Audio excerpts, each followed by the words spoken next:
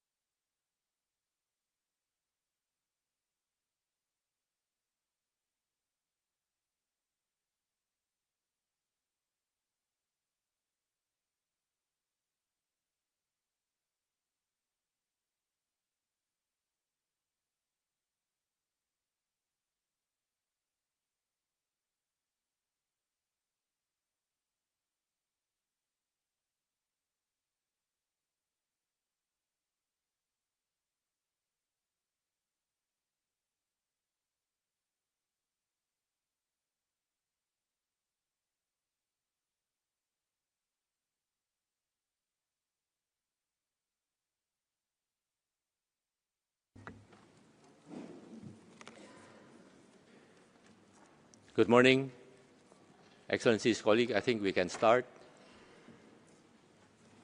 Excellencies, distinguished participants, I hereby declare open the 10th meeting of the 61st session of the Human Rights Council. We shall now proceed with the global update of the High Commissioner. It is my honor to welcome Mr. Volker Turk, the High Commissioner for Human Rights. High Commissioner, you have the floor. Terima kasih banyak.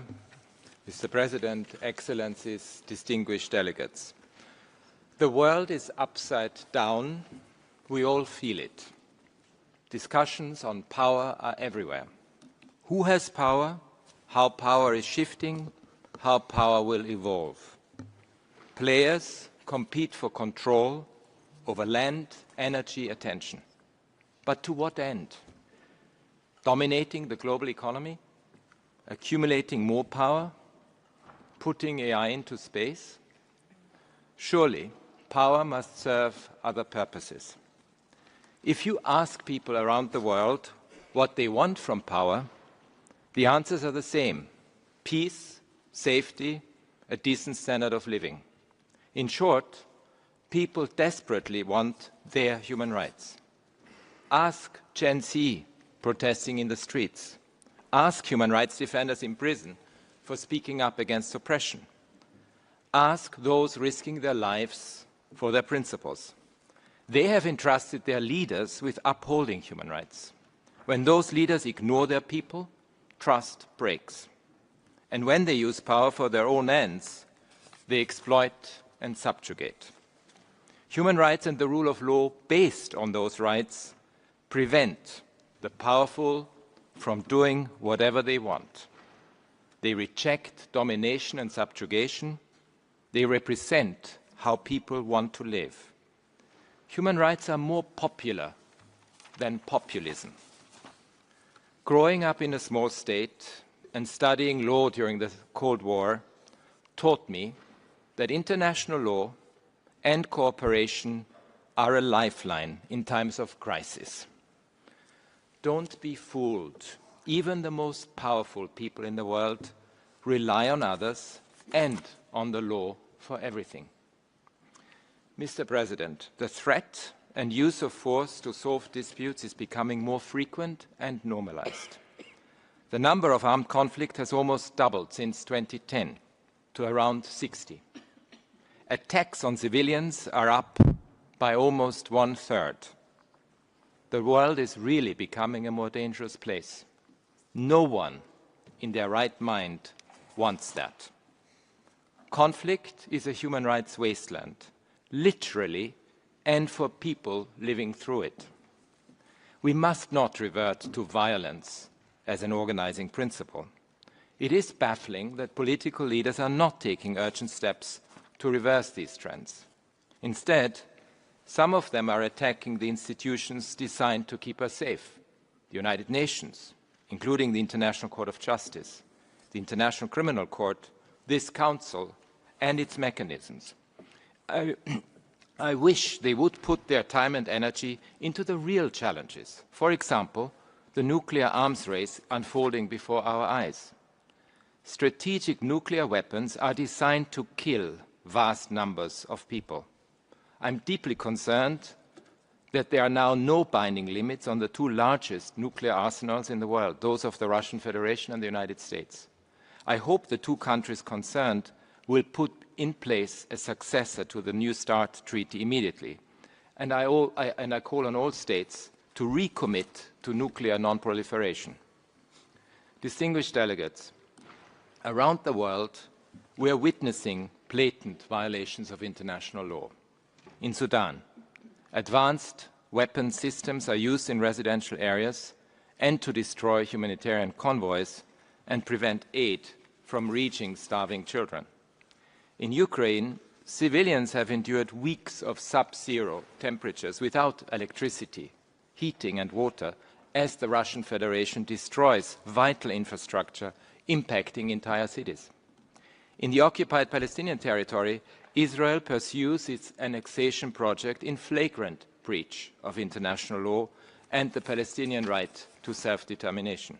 In Myanmar, the military continues its violent campaign to suppress the desire of its own people for democracy and justice. I thank the Council for its attention to these crises, and I refer you to all the statements at the relevant dialogues. A focus on individual conflicts cannot be allowed to obscure the bigger picture. 10 years ago, an attack on a hospital triggered a global outcry. Those responsible rushed to explain that they had made a mistake. Recent figures show that there are now, on average, of 10 attacks per day on healthcare. Warring parties try to justify their actions by exploiting ambiguities in the law and, frankly, by lying.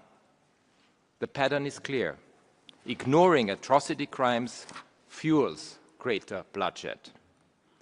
The world cannot stand by as the edifice of international humanitarian and human rights law is dismantled before our eyes.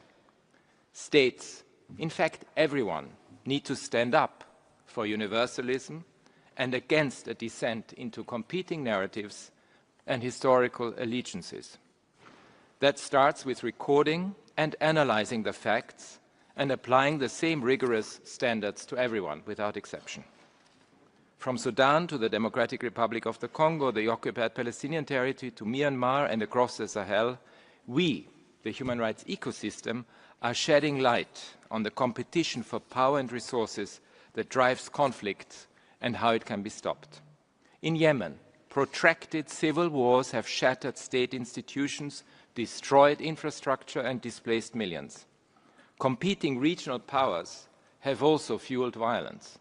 Yemen is now one of the worst human rights and humanitarian crises in the world. The risk of famine is back for the first time since 2022. I condemn the continued arbitrary detention and mistreatment by the Houthis of scores of UN staff, including my own. I categorically reject all allegations against them, and I call for their immediate release. I also condemn the arbitrary detention of thousands of other Yemenis and urge their release. In Ethiopia, armed clashes between the National Army and the Tigray security forces have led to mass displacement, limited humanitarian access, and retaliatory arrests of civilians. Fighting in Amhara and the situation in Oromia are also cause for serious concern. The implementation of the peace agreement has stalled, and tensions between Ethiopia and Eritrea risk further escalation. The transitional justice process is on pause, delaying a nationally led accountability initiative. I call on all parties to strengthen the protection of civilians, to de-escalate, and to exercise the utmost constraint. In South Sudan, I'm appalled that civilians are bearing the brunt of indiscriminate military attacks by opposition and government forces, including aerial bombardments, and are being subjected to conflict-related sexual violence. The human rights situation in Syria remains precarious, with widespread civilian suffering and displacement. My office verified that civilians have been killed in hostilities between the government and the Syrian Democratic Forces in Aleppo City and in Raqqa. Repeated Israeli incursions and cross-border strikes have also undermined stability and harmed civilians. Transitional justice and accountability are critical, and the political agreement between the government and the SDF needs to be implemented transparently and in full. Turning to Lebanon, where my staff have documented that 137 civilians have been killed in Israeli strikes since the ceasefire in November 2024. Any renewal of wide-scale hostilities would be devastating for civilians. Distinguished delegates, across these different conflicts, we need some clear actions. First, a ban on the sale or transfer of weapons where there is a risk they could be used to violate international law. Second, an end to hate speech and dehumanizing rhetoric. Governments and social media companies need to work this out. Third, accountability through credible investigations and prosecutions, including by increasing the use of universal jurisdiction. And fourth, human rights confidence-building measures which can help to create the political space for dialogue and peace-building. My office is developing such measures and sharing them with those involved in crises in several places around the world, including Ukraine, Sudan, and Venezuela. Our proposals are based on lessons learned from previous peace processes from Colombia to the former Yugoslavia. There is a need for human rights-based negotiations that bring parties to conflict together around converging interests, like protecting civilians, clarifying the fate of missing people, and ending arbitrary arrests. In both Thailand and Cambodia, for example, my office has advocated to build on the ceasefire and to engage in human rights-based steps towards peace. Distinguished delegates, disrespect for international law is echoed in disrespect for human rights at the national level, where there are deeply worrying setbacks. The situation in Iran remains volatile after the authorities killed thousands in a lethal crackdown in January. Recent days have seen a new wave of protests at universities, making it clear that the underlying grievances remain. There are continued reports of repression, including arrests and pressure on academic spaces. Thousands of people are still missing. I'm horrified by reports that at least 8 people, including 2 children, have been sentenced to death in connection with the protests. Another 30 are reportedly at risk of the same sentence. I urge independent, impartial, and transparent investigations fair trial guarantees, and an immediate moratorium on the death penalty. I'm extremely alarmed about the potential for regional military escalation and its impact on civilians, and I hope the voice of reason prevails. Mr. President, authoritarians around the world follow a familiar playbook. Governments adopt vague laws under the guise of national security, criminalize peaceful criticism, and use heavy-handed tactics to respond to dissent. They control information by capturing some channels for propaganda while shutting down or censoring others. Human rights defenders, independent media, and dissenting voices are arrested, threatened, subjected to surveillance, and even killed. Civil society groups are branded as the agents of foreign powers, and their funding is cut. The authoritarian undermines judicial institutions by co-opting, overriding, or abolishing them. And all the while, women and minority groups, migrants, LGBTIQ+ people, religious minorities are scapegoated and blamed for all of society's ills. We see this playbook used in many countries today. Mr. President, several countries are militarizing their law enforcement operation. Across the Sahel, human rights defenders and journalists are arbitrarily arrested and detained, independent media banned, and political parties dissolved as part of a militarized response to violent extremism. I am concerned about the 4-year state of emergency in El Salvador and the use of mass trials. Efforts against organized crime need to be undertaken in line with due process. I'm also troubled by reports of high numbers of deaths in custody. Likewise, in Ecuador, very concerned about reports of hundreds of deaths in prison, both from violence and from disease. In the United States, immigration and other agents have used excessive force during large-scale operations against migrants and peaceful protesters, and have shot and killed several people during these operations. Authorities in Cameroon and Uganda used excessive force, detained political opponents and critics, and imposed severe restrictions on civic space before, during, and after elections. In a welcome development, Tanzania established a national commission to investigate violations that took place around the elections in October. Elections in Guinea last December marked the transition to the restoration of a constitutional order. However, serious violations persist, including restricted civic space, enforced disappearances, and digital shutdowns. Mr. President, in Colombia, where my office documented 32 killings of political leaders in 2025, I am troubled by the security situation in the run-up to elections scheduled for May. In Peru, I am concerned about attacks on judicial independence and measures undermining the separation of powers ahead of elections later this year. I encourage the authorities in Colombia and Peru, as well as in Benin, Ethiopia and Nepal, to uphold human rights and safeguard civic space in upcoming election processes. I welcome the peaceful conduct of the recent elections in Bangladesh and its transition process. I look forward to engaging with the new government to support institutional reform, accountability and healing that needs to include all of society.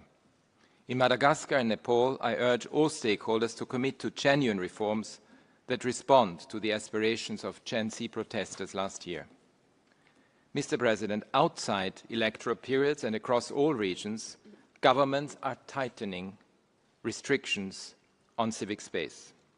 The authorities in Belarus, Egypt, India, the Russian Federation, Tunisia, Turkey and beyond continue to prosecute civil society activists under counter-terrorism legislation. In Pakistan, lawyers and human rights defenders have been jailed for crucial social media posts. In Georgia, I regret the restrictions on civic space. In Venezuela, I note the release of some people who were arbitrarily detained and urge the release of the remainder. The state of the emergency should be reviewed to ensure it respects civic space and human rights. Civil society and victims groups must also be able to participate meaningfully in public affairs. I will provide an update on the situation on the 16th of March. In China, I urge the authorities to stop using vague criminal, administrative and national security provisions to suppress the peaceful exercise of fundamental rights. I urge them to release all those arbitrarily detained. I regret the lack of follow-up by the authorities on previous recommendations and an accountability to protect the rights of Uyghurs and other Muslim minorities in Xinjiang and of Tibetans in their regions. This includes labor issues and religious and cultural freedoms. I'm also concerned by the intensified repression of Protestant communities.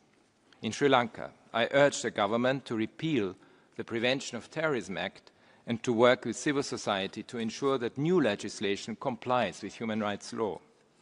During my recent trip to India, I was impressed by the vibrancy of civil society. They play a key role in upholding India's democratic traditions and the rights of minorities. It is important for civic space to be vigorously defended and for civil society to be able to do their work without hindrance. Globally, attacks on free and independent media are alarming. Over the past 3.5 years, 310 journalists were killed, and 85% of these killings were unpunished. Journalists are detained, threatened, and subjected to surveillance for investigating corruption and organized crime. Women journalists are particularly exposed to violence and abuse online. Mr. President, attacks on minorities are continuing as some states retreat from their commitments to prevent and address discrimination. Africans and people of African descent are subjected to racial profiling and excessive use of force across several regions. I have consistently condemned the impunity that persists. I call for full accountability, which is key to combating systemic racism in law enforcement and to restoring trust. Indigenous peoples continue to be denied their rights to land and to free, prior, and informed consent in mining and other commercial projects. Other groups face discrimination on the basis of their work or their descent. I'm alarmed by reports showing a sharp increase in anti-Semitism, Islamophobia, and other forms of religious hate across several regions. The rise of hate speech against migrants and refugees, including in Europe, Libya, the United States of America, is a deeply worrying trend. In the European Union, proposed new rules on returns of migrants risk further restricting their access to healthcare and education and expanding the use of detention. I'm very concerned that some European states are putting political pressure on the European Court of Human Rights around migration issues. I urge states to address the exclusion and discrimination against Roma across Europe. People and organizations working to defend LGBTIQ+ rights have been targeted in Hungary and Turkey and beyond, which is a worrying trend. Mr. President, women and girls are facing intensifying threats to their rights. In Afghanistan, as I briefed this Council yesterday, the system of segregation imposed on women is reminiscent of apartheid, based on gender rather than race. Both the Pellicot case and the Epstein files show the extent of the exploitation and abuse of women and girls. Does anyone think there are not many more men like Dominique Pellicot or Jeffrey Epstein? Such horrific abuse is enabled by social systems that silence women and girls and insulate powerful men from accountability. States must investigate all alleged crimes, protect survivors, and ensure justice without fear or favor. More broadly, violence against women, including femicide, is a global emergency. Around 50,000 women and girls worldwide were killed in 2024, most by family members. I'm also deeply concerned by the growing number of attacks, including online, against women in public life. Every woman politician I meet tells me they face constant misogyny and online hate. Mr. President, on a positive note, I'm pleased to have signed a host country agreement this week with the government of Mozambique. Monsieur le Président, nos systèmes... Mr. President, our economic systems are also built on dominance and subjugation, which exacerbates inequalities between and within countries. The 2030 agenda is alarmingly off track, with many goals now slipping into reverse. Drastic cuts in international development aid are projected to lead to more than 22 million avoidable deaths by 2030. Around the world, 1 person in 4 faces food insecurity and 1 in 3 lacks adequate housing.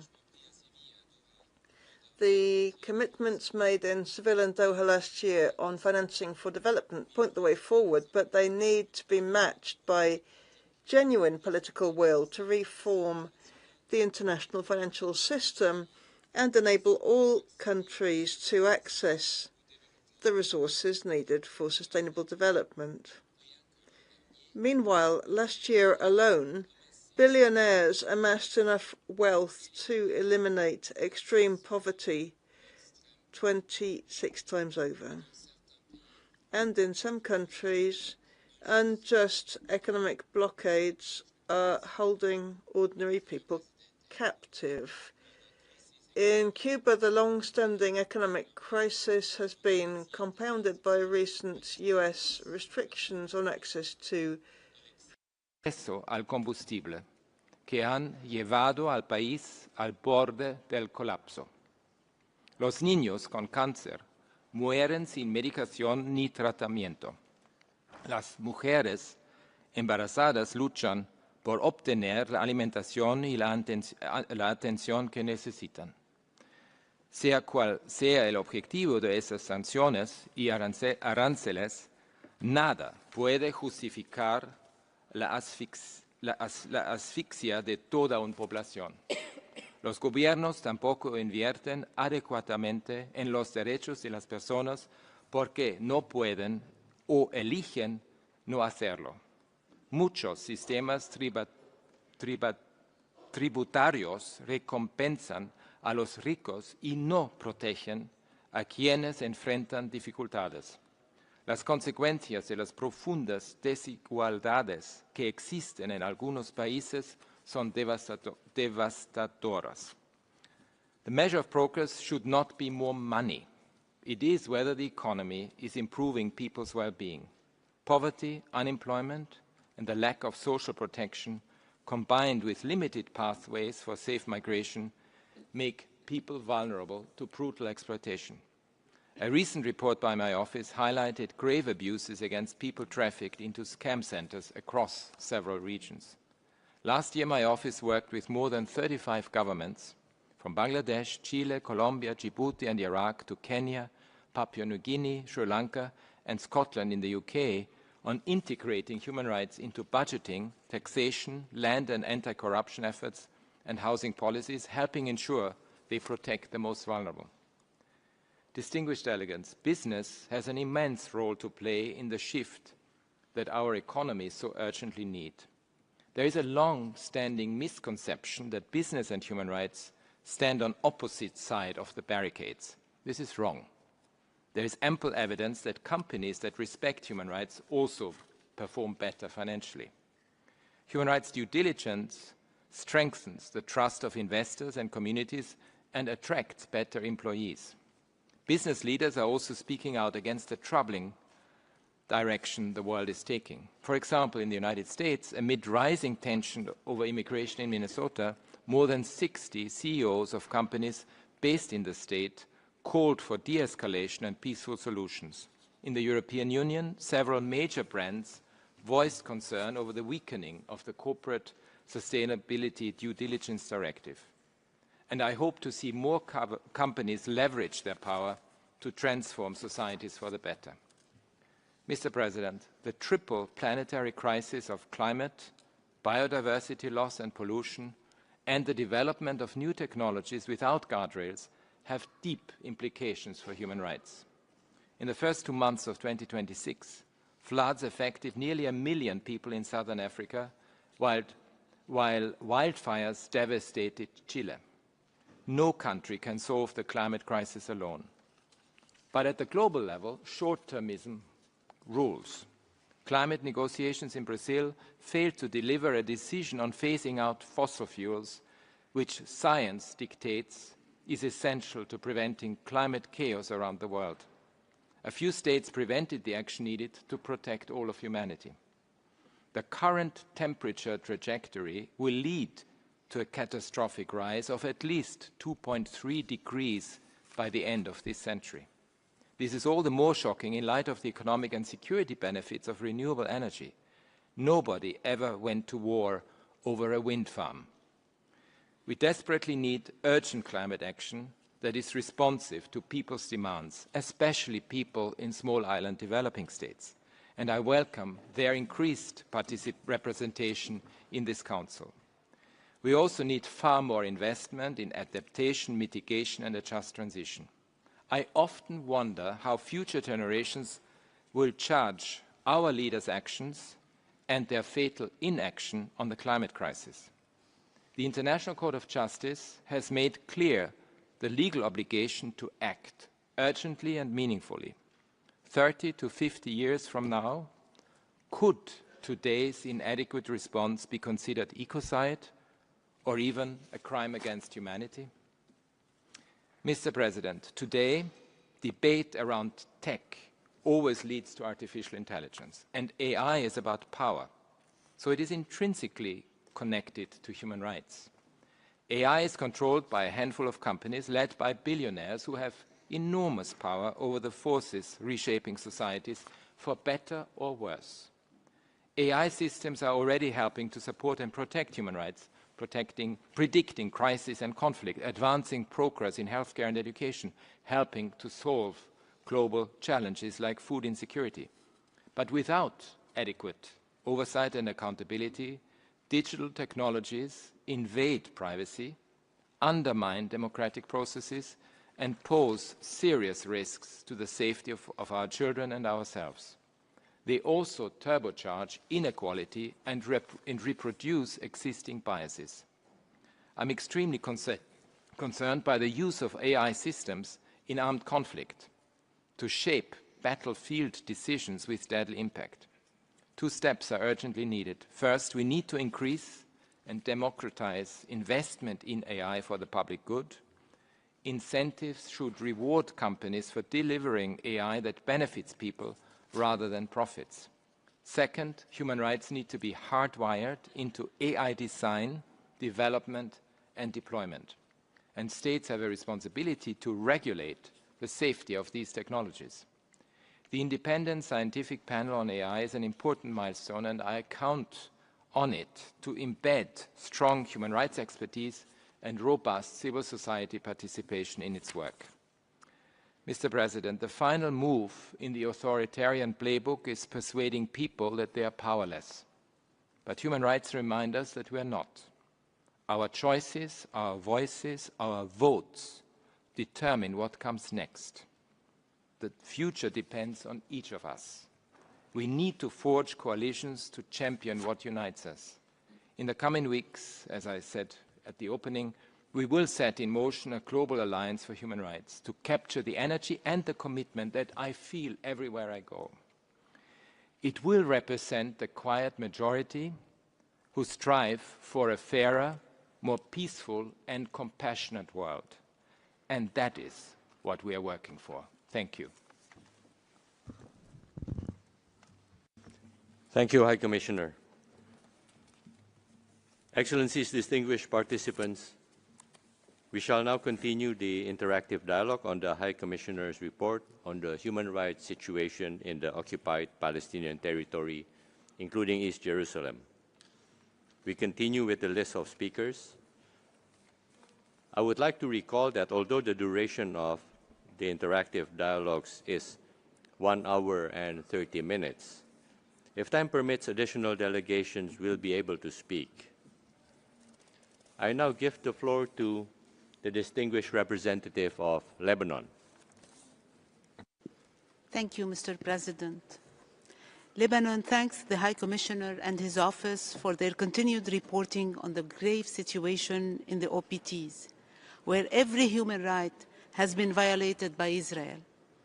Gaza continues enduring a man-made humanitarian crisis, with children suffering the most, including unprecedented amputations and lifelong physical and psychological impacts.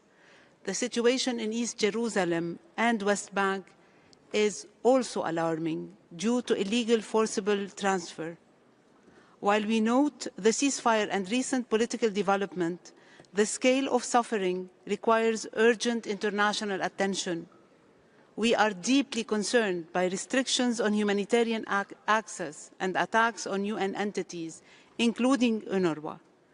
We also deplore the liquidity crisis that delayed the report on arms transfers, as transparency and scrutiny are crucial amid such violations. The international community must act decisively to address ongoing violations and alleviate the humanitarian crisis.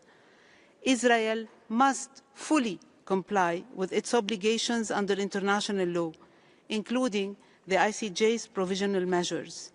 Ending impunity, ensuring accountability, and ending occupation remain essential for Palestinians to exercise their right to self-determination. Thank you, Mr. President.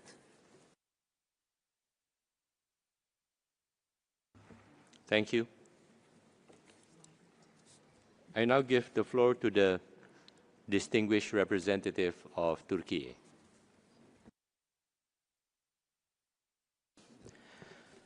Thank you, President. We thank the High Commissioner for his detailed, deeply disturbing and indeed alarming report. We support the COI and other UN mechanisms. Turkey also supports the international mechanisms established to lay the groundwork for lasting peace, including the Board of Peace. As Turkey's views are reflected in the OIC statement, I'll underline a few urgent points. The ceasefire is essential to stop further bloodshed and to create space for unhindered humanitarian assistance, early recovery, and meaningful political engagement. Secondly, humanitarian assistance must be significantly increased and allowed to flow without obstruction. Thirdly, the effective functioning of the National Committee for Administration of Gaza is vital for the success of the comprehensive plan. Recovery and reconstruction must begin without delay. Israel must withdraw from Gaza, not expand its occupation. Last but not least, rising tensions in the West Bank are deeply concerning. The expansion of illegal settlements is contrary to international law. My country remains firmly committed to a just and lasting two-state solution grounded in relevant UN resolutions and international law. We stand in full solidarity with the Palestinian people. Thank you. Thank you. I now give the floor to the distinguished representative of the Sovereign Order of Malta. Thank you, Mr. President. The Sovereign Order of Malta remains deeply concerned over the grave human rights situation in the OPTs and thanks the High Commissioner for his report. We echo his call for accountability for violations of international human rights and humanitarian law.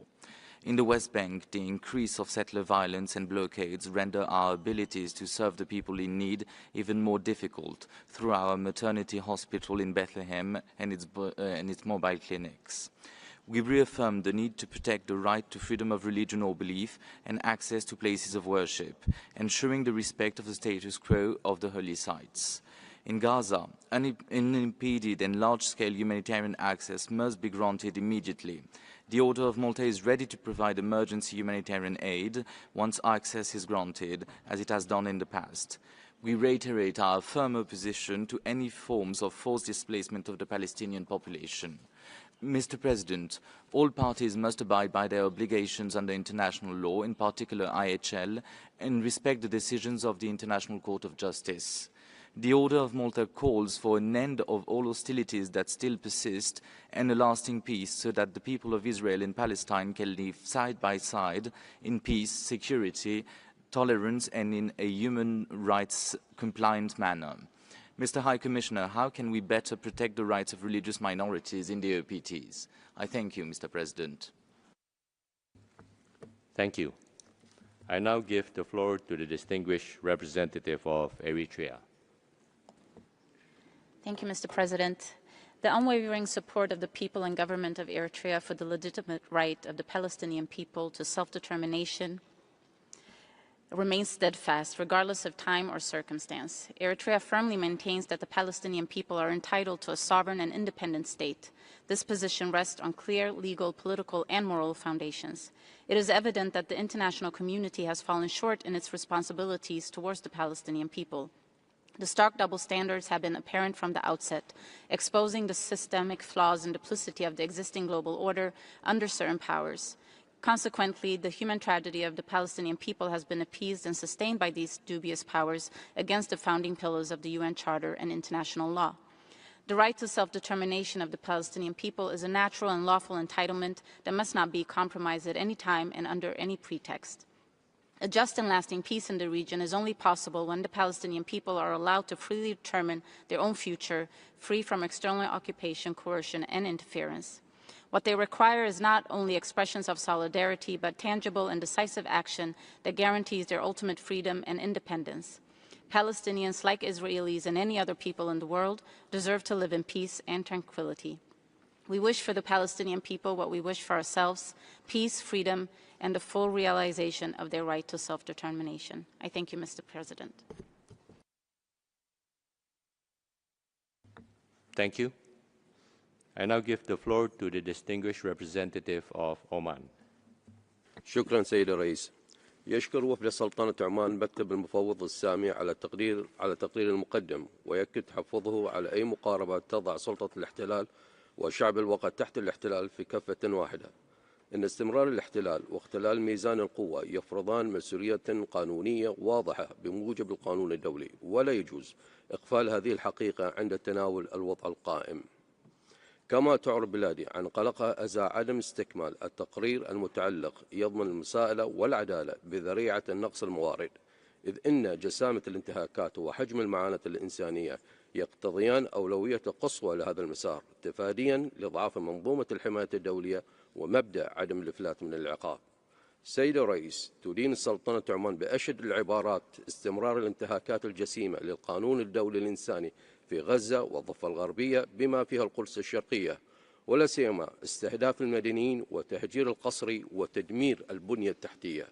وتطالب بلادي بوقف فوري لهذه الانتهاكات وضمان حماية المدنيين ورفع القيود على المسائل الإنسانية ومسألة مسؤولين عن الجرائم المرتكبة. ختاما، تؤكد سلطنة عمان دعمها الثابت لحق الشعب الفلسطيني في تقرير المصير، وقامت دولته المستقلة على الحدود 4 يونيو 1967 وعاصمة القدس الشرقية وفق قرارات الشرعية الدولية. شكرا سيد الرئيس.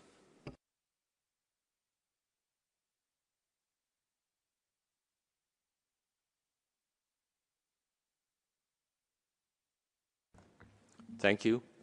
I now give the floor to the distinguished representative of Peru. Muchas gracias, señor presidente. El Perú agradece al Alto Comisionado por la presentación de su informe sobre la situación de los derechos humanos en los territorios palestinos ocupados, incluida Jerusalén Oriental, y expresa su profunda preocupación por el elevado número de víctimas mortales, entre ellas mujeres y niños, así como por el grave y sostenido deterioro de las condiciones de vida de la población civil. La persistencia de la hambruna, la malnutrición generalizada y el colapso de los servicios de salud evidencian una crisis humanitaria de proporciones alarmantes que demanda una respuesta urgente, eficaz y sostenida por parte de la comunidad internacional. El informe da cuenta de numerosos ataques en zonas residenciales, así como contra personal humanitario y sanitario, lo que resulta profundamente preocupante. En este contexto, reiteramos que todas las partes deben cumplir de manera estricta y en todo momento con sus obligaciones en virtud del derecho internacional humanitario y del derecho internacional de los derechos humanos. Presidente, para concluir, deseo reafirmar el compromiso del Perú con el respeto del derecho internacional y la solución de 2 estados que coexistan en paz y seguridad dentro de fronteras reconocidas internacionalmente. Muchas gracias. Thank you. I now give the floor to the distinguished representative of Somalia. Mr. President, we thank the High Commissioner for the presentation of the report and take note of its findings with grave concern. The situation described in the occupied Palestinian territory, particularly in Gaza, reflects an alarming and unacceptable scale of civilian suffering. In this regard, Somalia aligns itself with the statements delivered by the Arab Group, Africa Group, and the OIC. the continued loss of civilian life, widespread destruction of homes and essential infrastructure, large-scale displacement and severe restrictions on humanitarian access raise profound concerns under the international humanitarian and international human rights law. International law clearly defines the obligations of an occupying power. The protection of civilians, the facilitation of humanitarian assistance, and the prohibition of collective punishment are binding legal duties. Somalia underscores that the consistent application of international law without selectivity or double standards is essential to safeguarding the sovereignty and territorial integrity of all states and maintaining trust in the multilateral system. Somalia calls for an immediate and permanent ceasefire, full and impeded humanitarian access, and strict compliance with international law. Accountability for violations must be ensured through appropriate and credible legal mechanisms. The Palestinian people's right to self-determination remains unalienable. A just and lasting peace can only be achieved through respect for international law and relevant UN nations resolutions. Mr. President, the credibility of this Council depends on the consistent and principled application of international law. Somalia reiterates its call for the protection. I now give the floor to the distinguished representative of the League of Arab States. السيد الرئيس، تعرف جامعة الدول العربية بعد اطلاعها على تقرير مفوض السامي لحقوق الإنسان عن إدانتها الشديدة للوضع المتردي والمفزع الذي وصفه التقرير بشأن حالة حقوق الإنسان في الأرض الفلسطينية المحتلة، والذي يوثق مجددا انتهاكات جسيمة وواسعة النطاق للقانون الدولي الإنساني وقانون حقوق الإنسان ارتكبتها إسرائيل السلطة القائمة بالاحتلال في كل من قطاع غزة والضفة الغربية، ويثير مخاوف خطيرة بشأن النقل القسري والتطهير العرقي واستخدام الترهيب والتجويع كسلاح حرب. وترى جميع الدول العربية أن ما عرضه التقرير يؤكد وجود نمط منهجي من الانتهاكات الإسرائيلية التي أدت إلى كارثة إنسانية غير مسبوقة في قطاع غزة وتصعيد خطير في الضفة الغربية شامل استهداف المدنيين وتدمير البنية التحتية والاعتقال التعسفي ومصادرة الأراضي والممتلكات الفلسطينية والتوسع الاستيطاني والتهجير القسري في ظل إفلات مستمر من العقاب والمحاسبة. وتشدد جامعة الدول العربية على أن المساءلة عن هذه الانتهاكات ليست خيارا سياسيا بل التزام قانوني، وتدعو المجتمع الدولي إلى اتخاذ إجراءات فورية وملموسة لوقف العدوان الإسرائيلي وضمان حماية المدنيين في غزة والضفة الغربية وتأمين وصول المساعدات دون عوائق ودعم آليات العدالة الدولية بما يكفل إنهاء الاحتلال وتمكين الشعب الفلسطيني من ممارسة حقه غير القابل للتصرف في تقرير المصير وإقامة دولته المستقلة. وشكرا.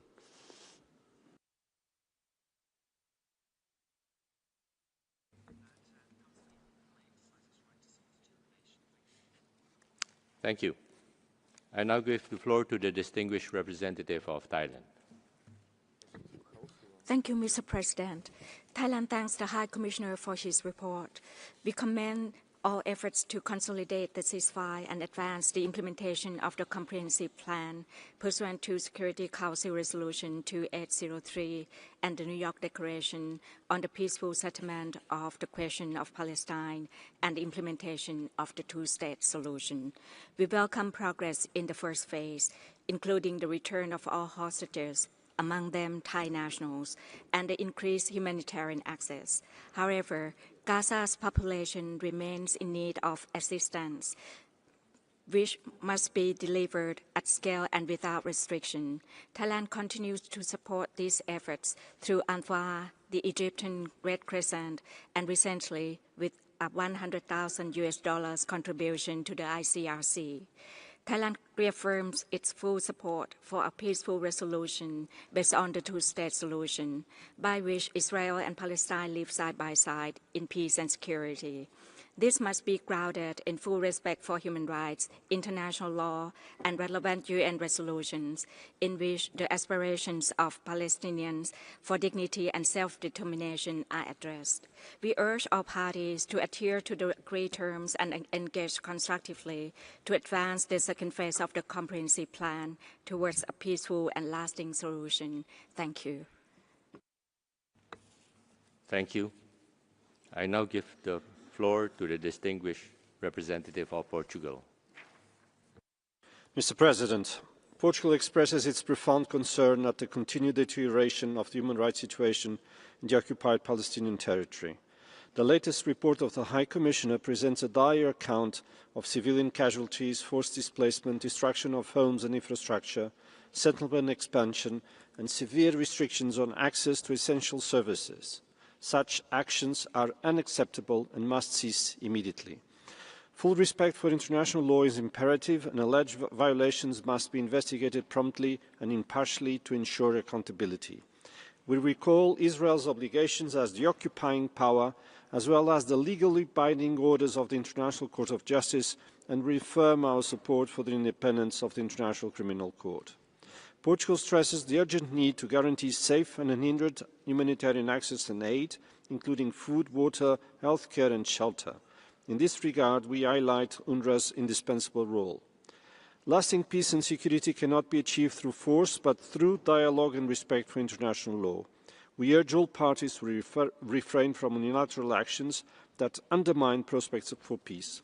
Portugal reaffirms its commitment to the peace process, recognizing that collective engagement remains essential to fostering a path towards a just and lasting peace based on the two-state solution. I thank you. Thank you. I now give the floor to the distinguished representative of New Zealand. Thank you, Mr. President. We thank the High Commissioner for his report, and New Zealand welcomes the UN Security Council Resolution 2803 and the move to Phase 2 of the peace plan. All parties must fulfil their commitments under the plan. Hamas must demilitarise and Israel must continue its phased withdrawal. We're extremely concerned by the increase in ceasefire violations, which risks escalation and a breakdown of the peace deal. New Zealand is pleased to see the increase in humanitarian access reaching those in need, but we are deeply concerned by the ongoing restriction on humanitarian supplies, restriction of movement for humanitarian workers, and the deregistration of organisations delivering life-saving assistance. New Zealand calls on Israel to immediately reverse its deregistration of humanitarian NGOs and to cease blocking critical goods and supplies, including medical equipment, on the basis that it is dual use. The situation in the West Bank has deteriorated greatly. New Zealand is deeply concerned by Israel's recent moves to expand control over the West Bank. The International Court of Justice was clear in its conclusion that Israel's ongoing presence in the occupied territory is unlawful. This long-running conflict has brought immense pain and suffering. We call on all sides to return to dialogue so that future generations can live in peace. Thank you. I now give the floor to the distinguished representative of Bangladesh. Mr. President, we thank the High Commissioner for his comprehensive report. Bangladesh strongly condemns the indiscriminate killing of Palestinian civilians, including women and children, and the targeting of journalists, humanitarian workers, and medical personnel by the Israeli occupying forces. The report documents grave violations of human rights, destruction of civilian infrastructure, and the use of starvation as a method of war, creating a catastrophic humanitarian situation in Gaza and worsening violence in the West Bank, including East Jerusalem. Such conduct is tantamount to war crimes and other crimes under international law. Bangladesh stresses the urgent need for accountability. We call for full implementation of the provisional measures ordered by the International Court of Justice and respect for international judicial processes, including the work of the International Criminal Court. Impunity for crimes against humanity must not be allowed to persist. Bangladesh also reiterates its firm and unequivocal support for the UN Special Rapporteur on the OPT and discharge of her mandate without intimidation or political pressure. Finally, Bangladesh reaffirms its unwavering support for the inalienable rights of the Palestinian people, including the right to self-determination and for an end to Israel's occupation. A just and lasting peace can only be achieved through the establishment of a sovereign and independent state of Palestine along the pre-1967 borders with East Jerusalem as its capital. I thank you, Mr. President. Thank you.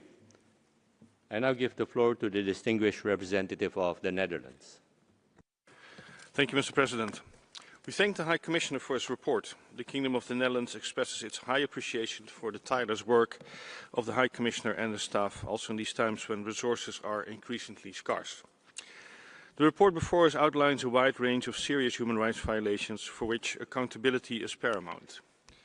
We are gravely concerned about the dire humanitarian situation and the devastating number of civilian casualties, including journalists. We also note the report's account of apparent targeted attacks on aid workers. We underscore that any willful targeting of humanitarian personnel is prohibited under the international law and gravely undermines the delivery of life-saving aid. Humanitarian staff should never be a target. And let me repeat again, humanitarian staff should never be a target. The entry of humanitarian relief should be facilitated, and therefore the Netherlands calls upon all parties to comply with international humanitarian law. We continue to strive for peace, justice and accountability. And in order to continue documentation and monitoring of human rights violations, we call upon all parties to cooperate with OHCHR and grant access to Gaza. High Commissioner, allow me to reiterate our continued support to your mandate and its independence. Testament to our support is our continued contribution to your work. And this year, the Kingdom of the Netherlands will make an additional contribution to OHCHR office for its work in the occupied Palestinian territories. Thank you. Thank you. I now give the floor to the distinguished representative of the Gambia.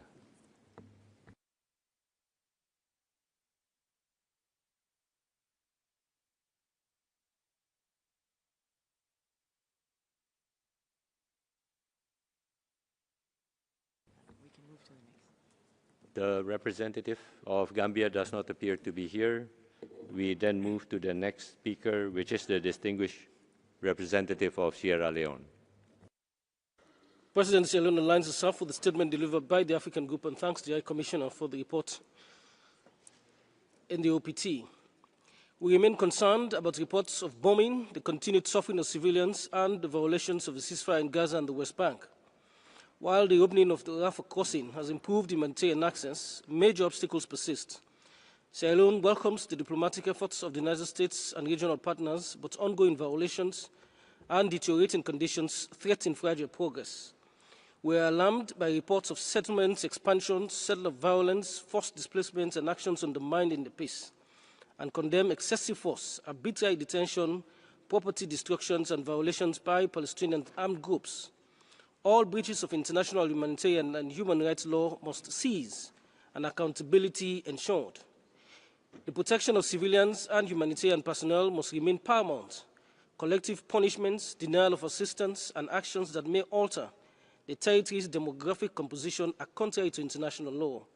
Sierra Leone firmly supports a two-state solution that enables the realization of the Palestinian people's right to self-determination and the establishment of an independent state of Palestine that lives alongside the State of Israel based on the 1967 borders.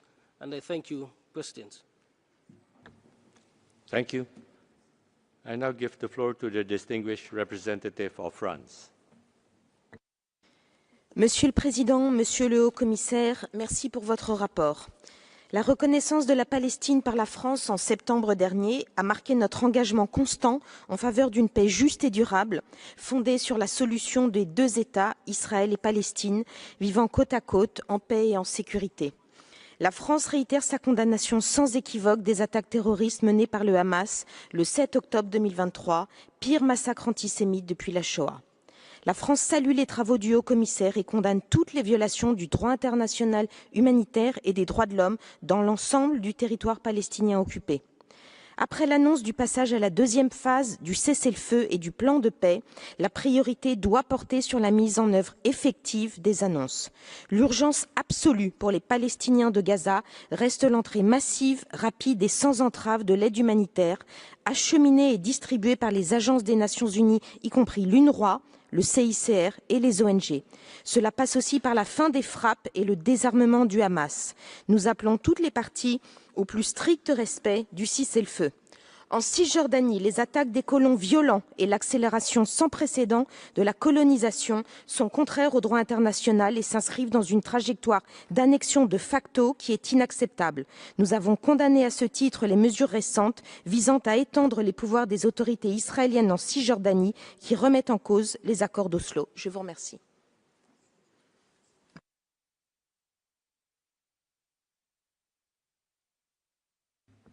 Thank you. I now give the floor to the distinguished representative of Greece. Mr. President, Greece aligns with the EU statement and thanks the High Commissioner for his report. We are deeply concerned by the findings of the report on the critical humanitarian situation in Gaza, the large-scale displacement of the population, the destruction of remaining civilian infrastructure, the acute shortage of health care, and other basic necessities underscore the extreme gravity of the situation on the ground. At the same time, we are alarmed by the escalating settler violence in the West Bank, including against Christian communities and threats of forcible displacement. We condemn all violations of international human rights law and humanitarian law in the occupied Palestinian territory, and we oppose any plan for annexation of the West Bank, which undermines the prospect of a negotiated two-state solution. We call on all parties to comply with their obligations under international law and for the immediate, safe and unhindered delivery of humanitarian aid to all those in need, in full respect of international humanitarian law. Greece remains committed to advancing a just and lasting peace, including through the implementation of the comprehensive plan to end the Gaza conflict on the basis of the two-state solution and the relevant UN Security Council resolutions. I thank you. Thank you. I now give the floor to the distinguished representative of Chile. Gracias, señor presidente. Chile agradece al alto comisionado la presentación del informe. Sus conclusiones reflejan una situación alarmante en Gaza y Cisjordania. Desde que inició el conflicto, cerca de 2 millones de personas han sido desplazadas forzosamente y más de 20.000 niños han muerto, provocando cambios demográficos permanentes en una generación de gazatíes. Los ataques contra hospitales, viviendas, escuelas e infraestructura civil esencial han dejado zonas en condiciones incompatibles con una vida digna. En Cisjordania, los palestinos desalojados son obligados a demoler sus viviendas o a financiar su destrucción, facilitando anexiones ilegales de territorio por Israel. Señor presidente, Chile manifiesta su preocupación por el desmantelamiento del sistema de asistencia humanitaria de Naciones Unidas llevado a cabo por Israel y la creciente militarización con la ayuda de la zona de conflicto. Como indica el informe, los gazatíes han sido forzados a enfrentar una elección inaceptable, padecer hambre o arriesgar la vida al intentar acceder a alimentos. La instrumentalización de la hambruna y de la ayuda humanitaria en Gaza es un precedente negativo para futuras crisis. Alentamos a los Estados a respaldar la labor humanitaria de Naciones Unidas y el fortalecimiento del multilateralismo. Chile llama a que la reconstrucción y gobernanza de Gaza se lleve a cabo con la participación de los palestinos, un compromiso claro con la solución de 2 estados. Muchas gracias. Thank you. I now give the floor to the distinguished representative of Slovenia. Thank you. Slovenia aligns with the EU statement. We thank the High Commissioner for Human Rights for his report and reiterate our full support for the independence, integrity and impartiality of your office. Again, we are horrified by the facts shared in your report. Facts that speak of the untenable situation in which the people of Gaza live, especially women and children. Despite the ceasefire, Gaza is still not at peace. The protection of civilians in strict accordance with international humanitarian law and international human rights law remains paramount. We continue calling for lifting of all restrictions on humanitarian aid and humanitarian operations, including NGO registration. We urge Israel to ensure UNRWA can continue its vital work as mandated by the UN General Assembly. Chillingly, the report attributes starvation directly to actions taken by the Israeli government. This constitutes a war crime. Accountability must be ensured where there are credible allegations of serious violations, especially where actions appear to aim at permanent demographic shift in Gaza.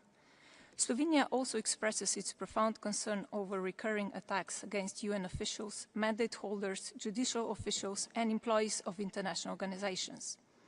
The international community depends on impartiality of these independent mechanisms, an essential element of their work, and attacks on them undermine their mandate. Thank you. Thank you. This was the last speaker we could accommodate. We will now turn to our list of speakers for national human rights institutions and non-governmental organizations. I give the floor to the representative of Palestinian Initiative for the Promotion of Global Dialogue and Democracy. It's an intervention by video. Mr. High Commissioner, As we convene today, the situation in the occupied West Bank, including Jerusalem, remains deeply alarming. Recent measures by the Israeli government pose the threat of de facto annexation of Palestinian land, contributing to ongoing forced displacement and replacement with illegal Israeli settlers. These developments carry severe and distinctly gendered consequences. For Palestinian women, forced displacement results not only in the loss of housing, but also in the erosion of community networks, social protection, and economic stability. Many women face overcrowded living conditions, limited privacy, and inadequate sanitation. These conditions heighten vulnerability and significantly restrict access to healthcare, including maternal and reproductive services. What's more, during the holy month of Ramadan, Israel has accelerated its arrest campaign, arresting over 100 Palestinians. Over 9,300 Palestinians are held in Israeli prisons, including 350 children and 66 women, many being held without charge or trial and facing life-threatening conditions. In the Gaza Strip, the effects of Israel's genocide on Gaza continues to disproportionately affect women and girls. Documentation from civil society organizations, including Miftah, indicates the intersecting patterns of violence by Israel, including sexual violence, reproductive violence, and starvation. Systematically attacking women undermines social cohesion and disrupts the continuity of Palestinian life. A gender-responsive analysis is therefore essential. Mr. High Commissioner, we respectfully urge sustained monitoring, accountability, and protection measures grounded in international human rights law, with particular attention to the disproportionate impact on Palestinian women and girls. Thank you. Thank you. Next, I give the floor to the Institute for NGO Research, intervention by video. Thank you, Mr. President. The High Commissioner's report claims to be about accountability, but how can there be when it ignores the many actors that enabled Hamas's October 7 invasion of Israel and the maiming, rape, taking of hostages, and slaughter of thousands of civilians? The report ignores Qatar and Turkey's financing and harboring of Hamas terrorists. The report ignores the PAs paying terrorists to slay and whose official from this very podium welcomed the Gaza resistance. The report ignores the dozens of international aid NGOs who were complicit in Hamas's coercive control, allowing billions in taxpayer funds to be stolen for the terror group's war machine. The report ignores UNRWA, that allowed its takeover by Hamas and for decades indoctrinated children to hate and violence. There is nothing indispensable about this wrongdoing. The report ignores Iran, the key architect of the Hamas war and destruction in the region, its proxy armies wreaking mayhem in Lebanon, Iraq, Syria, and Yemen. The report ignores those supplying weapons to Iran and Hamas, instead promoting a wicked, one-sided arms embargo on Israel. Mr. President, the willful blindness and impunity from this council must stop. The time to start holding all complicit actors accountable for their role in this conflict is now.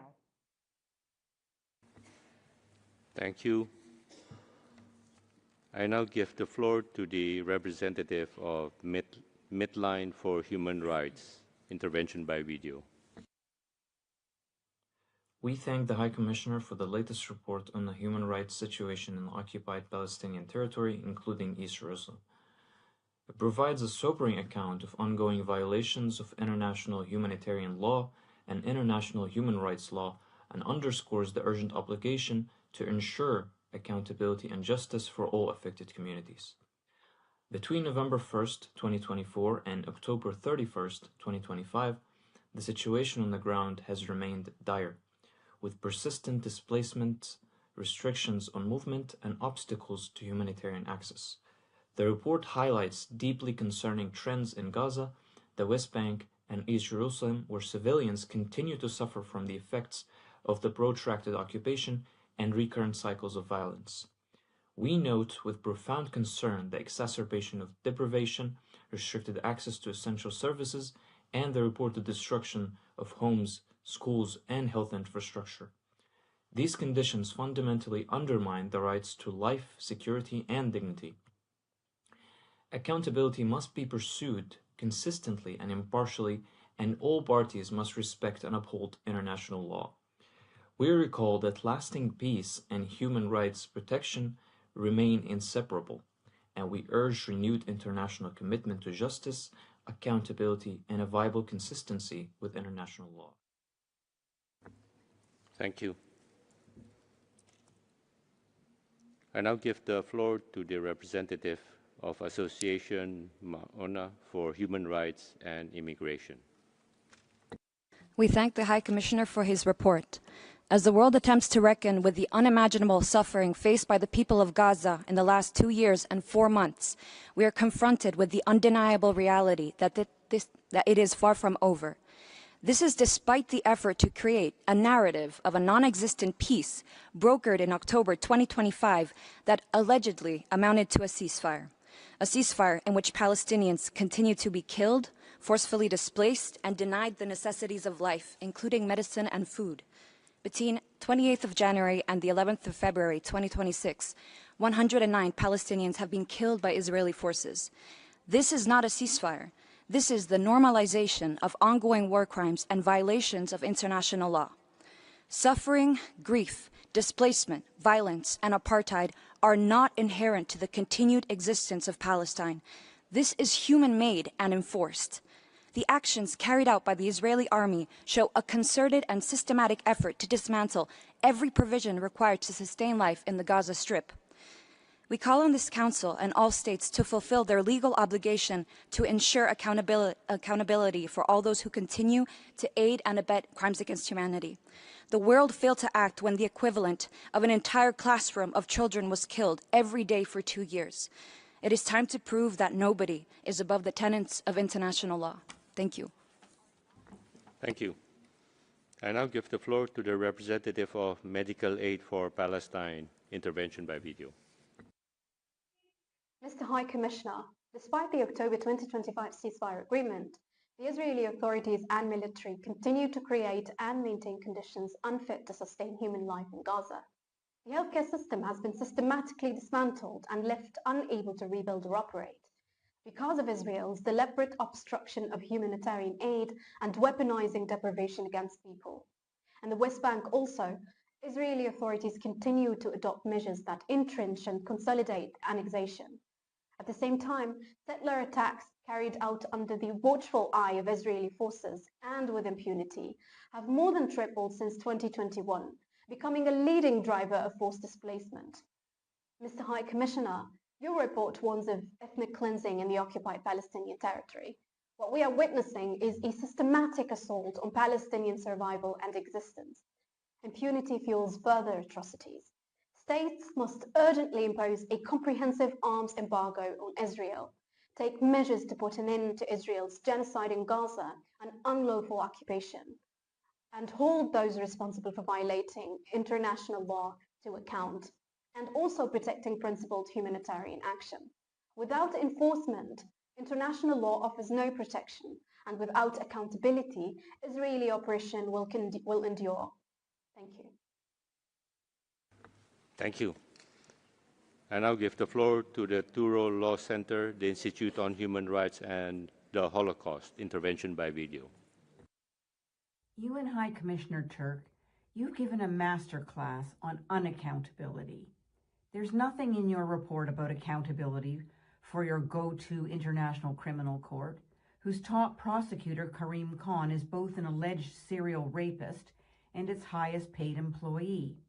Nothing about the ICC pretending Khan's decisions criminalizing Jewish self-defense are untainted by Khan's frantic efforts to distract from his personal scandals. Nothing about accountability for your Human Rights Office that provides material support for Rapporteur Albanese and former and current commissioners of inquiry Pillay, Sadati, and Kotari, who all covered up Palestinian use of rape as a weapon of war and traffic in blatant anti-Semitism. I noticed that derogatory, insulting, and inflammatory remarks have been made, as well as those directed against specific individuals. This amounts to personal attacks against these individuals and is not acceptable in our discussion, and I trust this is the view of the Council as a whole, as we have discussed before. Everyone has the right to express their views, but this should remain within the appropriate framework, terminology, and decorum of the United Nations and this Council, as I trust we all in this room observe and respect. The language used by the speaker cannot be allowed, as it has exceeded the limits of tolerance and respect within the framework of the Council, which we all in this room hold to. I now give the floor to the representative of the International Federation of Journalists.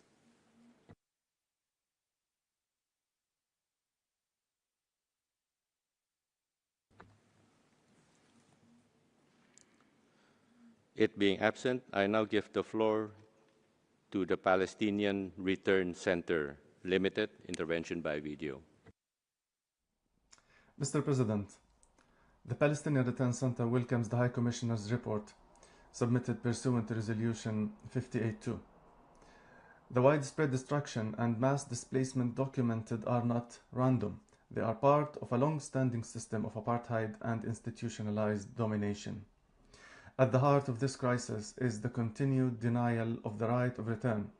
This legal root cause remains unaddressed, fueling decades of protracted displacement.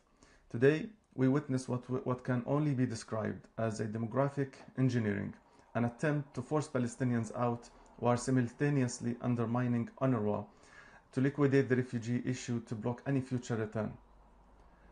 Ongoing displacement in Gaza and the West Bank cannot be stopped without a political and legal commitment to the right of return. Without this, the international community is merely documenting a repeating cycle of dispossession. We urge the Council to establish a clear accountability framework that addresses forcible transfer and the denial of return to protect UNRWA's mandate as an essential safeguard for the refugee right until a just solution is reached. Mr. President, accountability must be monitored, not merely recorded. Thank you. Thank you. I now give the floor to the Cairo Institute for Human Rights Studies. Thank you. We thank the High Commissioner for his report, whose findings document grave violations, extensive civilian harm, and a deepening humanitarian catastrophe in a climate of entrenched impunity. We must name what is occurring. The UNCOI and Special Rapporteur on OPT have both concluded that Israel is committing genocide. The High Commissioner's report documents conditions increasingly incompatible with Palestinians' continued existence as a group in Gaza and confirms that famine is the direct result of Israeli government's actions. The ICJ found sufficient plausibility to order provisional measures which Israel has not complied with. This Council cannot respond with language calibrated not to disturb. We are equally alarmed by the accelerating destruction of any prospect for Palestinian self-determination in the West Bank. Israel's systemic use of force, mass demolitions and settler violence amount to apartheid, and Israeli practices constitute an accelerating effort to consolidate annexation. Israeli cabinet decisions early 2026 have deepened this further, expanding settlement, extending military enforcement into areas A and B, and stripping Palestinian planning authority, rendering what remains of the Oslo framework functionally inoperative. We stress the binding force of the ICJ provisional measures, the obligations under a Genocide Convention, and the October 2025 advisory opinion obliging all states not to recognize, aid, or assist the unlawful occupation. Thank you. Thank you. I now give the floor to the Egypt Peace for Development and Human Rights, intervention by video. السيد الرئيس، نرحب بتقرير المفوض السامي بشأن حالة حقوق الإنسان في الأراضي الفلسطينية المحتلة بما فيها القدس الشرقية وما ورد به من أنماط مقلقة لانتهاكات جسيمة للقانون الدولي الإنساني خلال الفترة المشمولة بالتقرير. تشير النتائج إلى استمرار سقوط أعداد كبيرة من المدنيين نتيجة ممارسات قوات الاحتلال الإسرائيلي، فضلا عن تدمير واسع للبنية التحتية المدنية، إلى جانب التهجير القسري واتساع نطاق القيود المفروضة على وصول المساعدات الإنسانية. وفي تأكيد على استمرار هذه الأنماط بعد انتهاء الفترة المشمولة بالتقرير، أسفرت هجمات شنتها قوات الاحتلال في مناطق متفرقة من قطاع غزة بتاريخ 4 فبراير 2026 عن مقتل 19 مدنيا بينهم 8 أطفال و3 نساء ومزعف، رغم الإعلان عن وقف إطلاق النار. وفي الضفة الغربية تواصل سلطات الاحتلال سياسات التوسع الاستيطاني وما يرتبط بها من مصادرة للأراضي والاستخدام المفرط للقوة وهدم الممتلكات. إن هذه الوقائع تؤكد ضرورة التحرك العادل لدعم المساءلة وضمان احترام القانون الدولي وتهيئة بيئة مواتية لاستئناف عملية سياسية جادة تفضي إلى سلام عادل وقائم على حل الدولتين. بما يحقق الأمن والاستقرار لجميع شعوب المنطقة. شكرا سيادة الرئيس.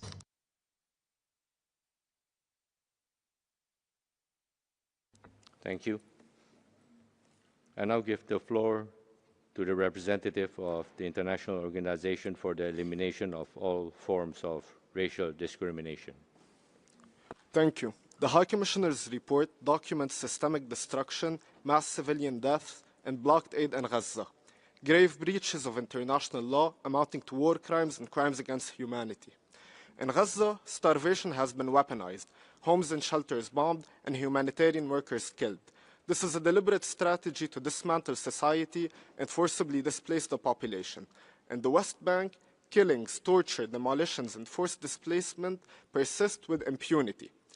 All of this coincides with Israel's ongoing daily attacks and occupation in Lebanon and Syria, further confirming that these actions form part of a broader aggressive policy. Indeed, they constitute a threat to international peace and security and require decisive measures to deter such aggressive practices. These crimes, left unpunished, threaten the very foundations of the international system. When an entire society can be destroyed without consequences, the credibility of international law collapses. Palestine has become the moment the rules-based order lost its meaning. We call for immediate action to end these violations and atrocities, ensure humanitarian access, and secure accountability through independent mechanisms. International law cannot be selective. Without justice, it loses its legitimacy. Thank you. Thank you. This was the last speaker that we could accommodate. I now give the floor back to the High Commissioner for Human Rights for his concluding remarks. Well, thank you, Mr. President, and I would also like to share with you in response a number of concluding observations, but also respond to the questions that have been raised. And I have to say I've been now, I think, for the 4th year in discussions and in an interactive dialogue on the occupied Palestinian territory. And for the first time, I feel that what we see and hear from you are very clear messages. They are messages about making sure that the catastrophic humanitarian situation in Gaza is addressed. That's a very, very clear message. It means that everything has to be done to ensure that there's unhindered access to humanitarian aid. Another very clear message that I hear is around the absolute importance of respect for international law. And frankly, when it comes to international law, that has been absolutely clear, because you have not only provisional measures adopted by the International Court of Justice, but also advisory opinions offered by the International Court of Justice that talk about the obligations to end the unlawful presence of Israel in the occupied Palestinian territory. That respect for international law is, and the message that I also hear from all of you is loud and clear.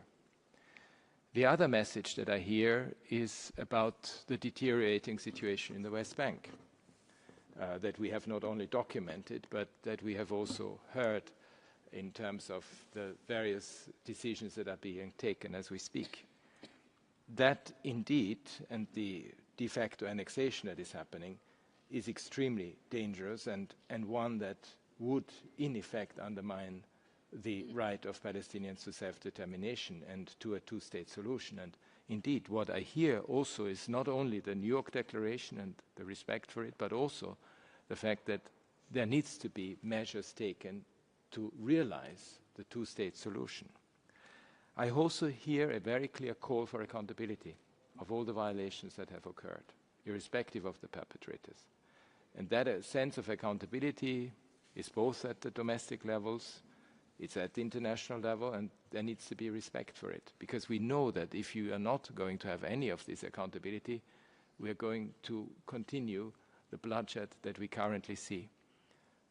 Another message that I hear loud and clear is that a ceasefire is a ceasefire and it needs to be respected. It cannot be continued killings as we've witnessed them as we speak, and it needs to be made sure that the various mechanisms that have been established under the Security Council resolution last year that validated the ceasefire that these are bound by international law, including international humanitarian law and international human rights law. And it is very important that in these efforts, in these various phases of the implementation, that international law is the guiding light, including the right of Palestinians to self-determination. And then, and that's very important as well, the respect for the international institutions themselves.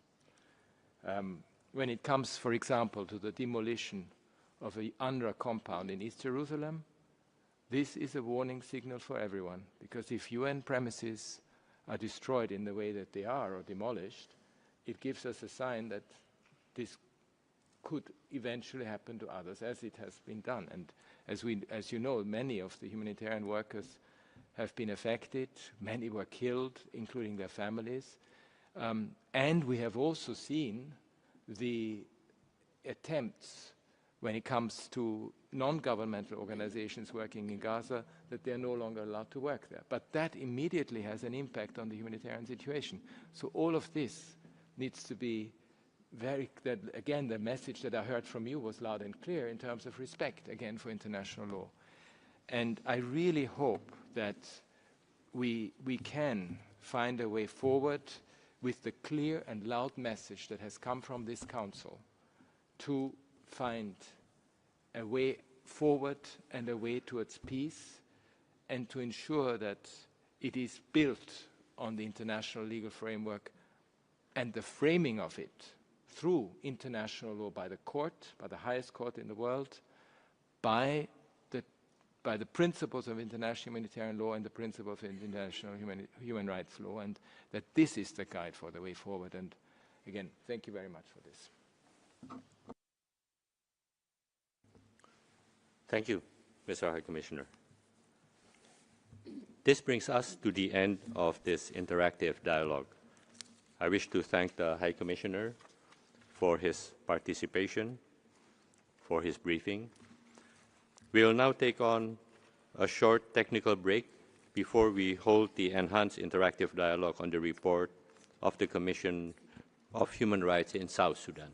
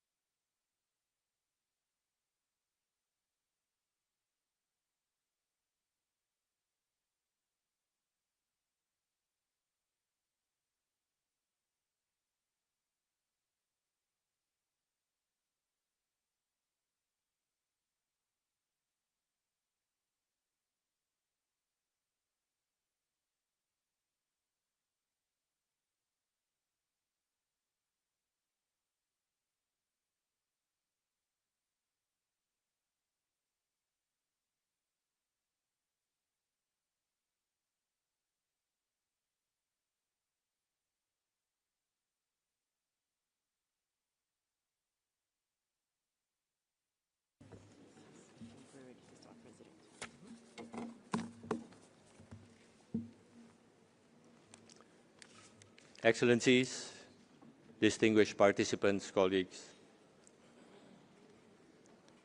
we will now start the enhanced interactive dialogue on the report of the Commission on Human Rights in South Sudan pursuant to Council Resolution 58/1. It is my honor to welcome Mr. Volker Turk, the High Commissioner for Human Rights. It is my further honor to welcome our distinguished presenters, His Excellency Honorable Michael Makuei-Lueth, Minister of Justice and Constitutional Affairs of South Sudan, Ms. Yasmin Suka, Chairperson of the Commission on Human Rights in South Sudan, Mr. Barney Afako, Member of the Commission on Human Rights in South Sudan, Mr. Carlos Castresana Fernandez, Member of the Commission on Human Rights in South Sudan, Ms. Memory Bandera, Representative of Civil Society. The list of speakers will close in 15 minutes. And I now invite the High Commissioner for Human Rights to make an opening statement for this enhanced interactive dialogue. You have the floor, sir. Thank you, Mr. President, distinguished delegates. I am extremely concerned about the human rights situation in South Sudan. This is one of the world's forgotten crises. We are at a dangerous point when rising violence is combined with deepening uncertainty over South Sudan's political trajectory as the peace agreement comes under severe strain. In the past 3 months, both government and opposition forces and their allied militias have launched attacks on residential areas in Upper Nile, Jonglei, Unity, Central Equatoria, Western Bar, Al-Ghazal, Western Equatoria, and Warab states. In northern Jonglei, more than 280,000 people fled as their homes, schools, and healthcare facilities came under fire. January saw a further deterioration. My office documented that 189 civilians were killed and many more injured, as human rights violations and abuses surged by 45% compared with December. Civilians are bearing the brunt of a spike in indiscriminate attacks, including aerial bombardments, deliberate killings, abductions, and conflict-related sexual violence. These attacks raise serious concerns under international law.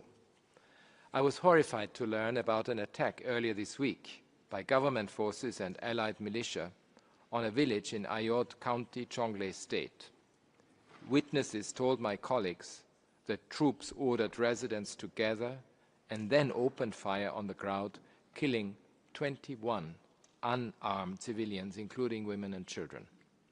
Military discipline appears to have collapsed in both government and opposition forces in Jonglei and eastern Equatoria, where troops have demonstrated a near total disregard for civilian protection. The recent escalation comes against the backdrop of rising tensions and civilian deaths throughout 2025.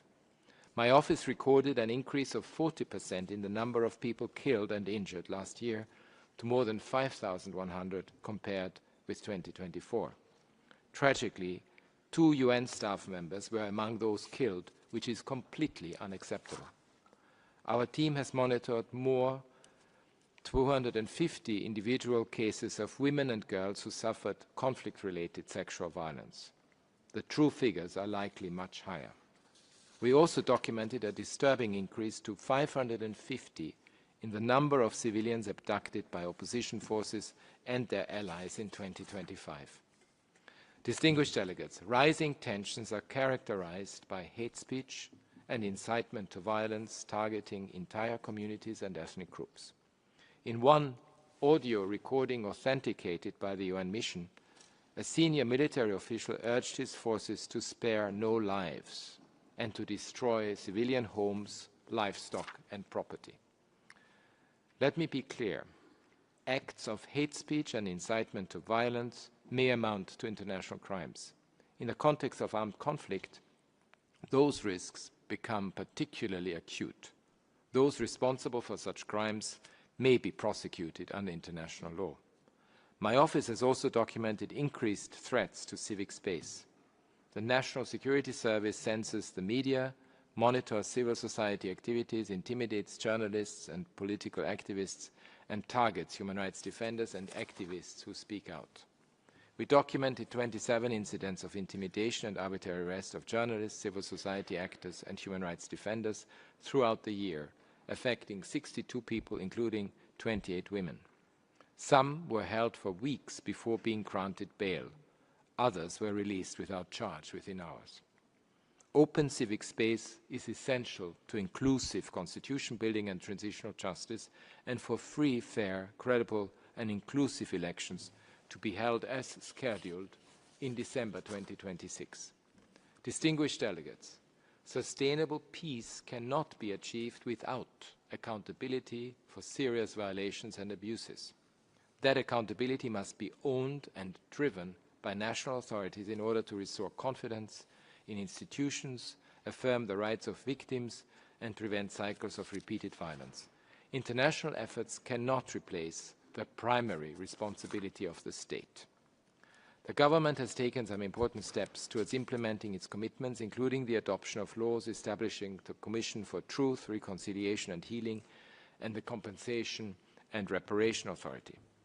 The task ahead is to translate these frameworks into fully functioning institutions that deliver truth, justice, and reparations for victims and survivors. Moving forward with the establishment of the hybrid court for South Sudan will be essential to ensure accountability and redress to victims. This is long overdue. Mr. President, the dire humanitarian situation in South Sudan and the war across the border are intrinsically linked to rising insecurity and wider human rights violations and abuses.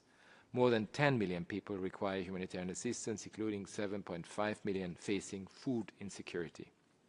The arrival of more than 1.3 million refugees and returnees from Sudan and the disruption of trade puts even more pressure on very limited resources.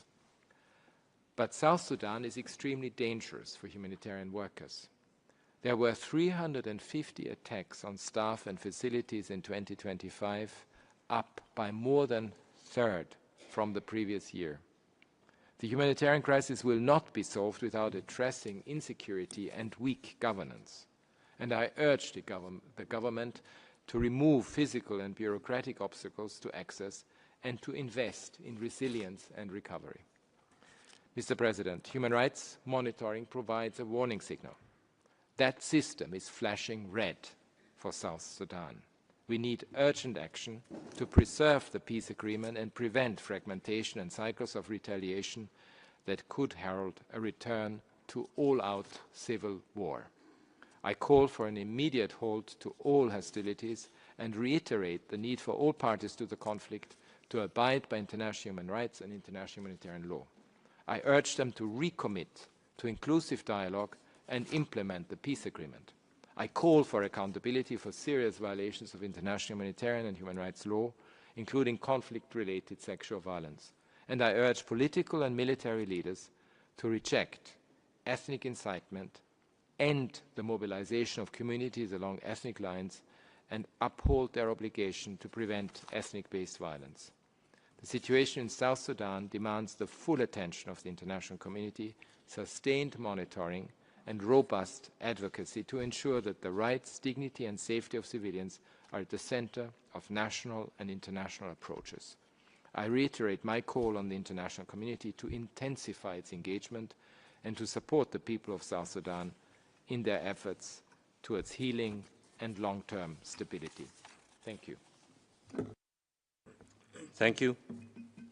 I now give the floor to His Excellency, Honorable Michael Makwe Lue.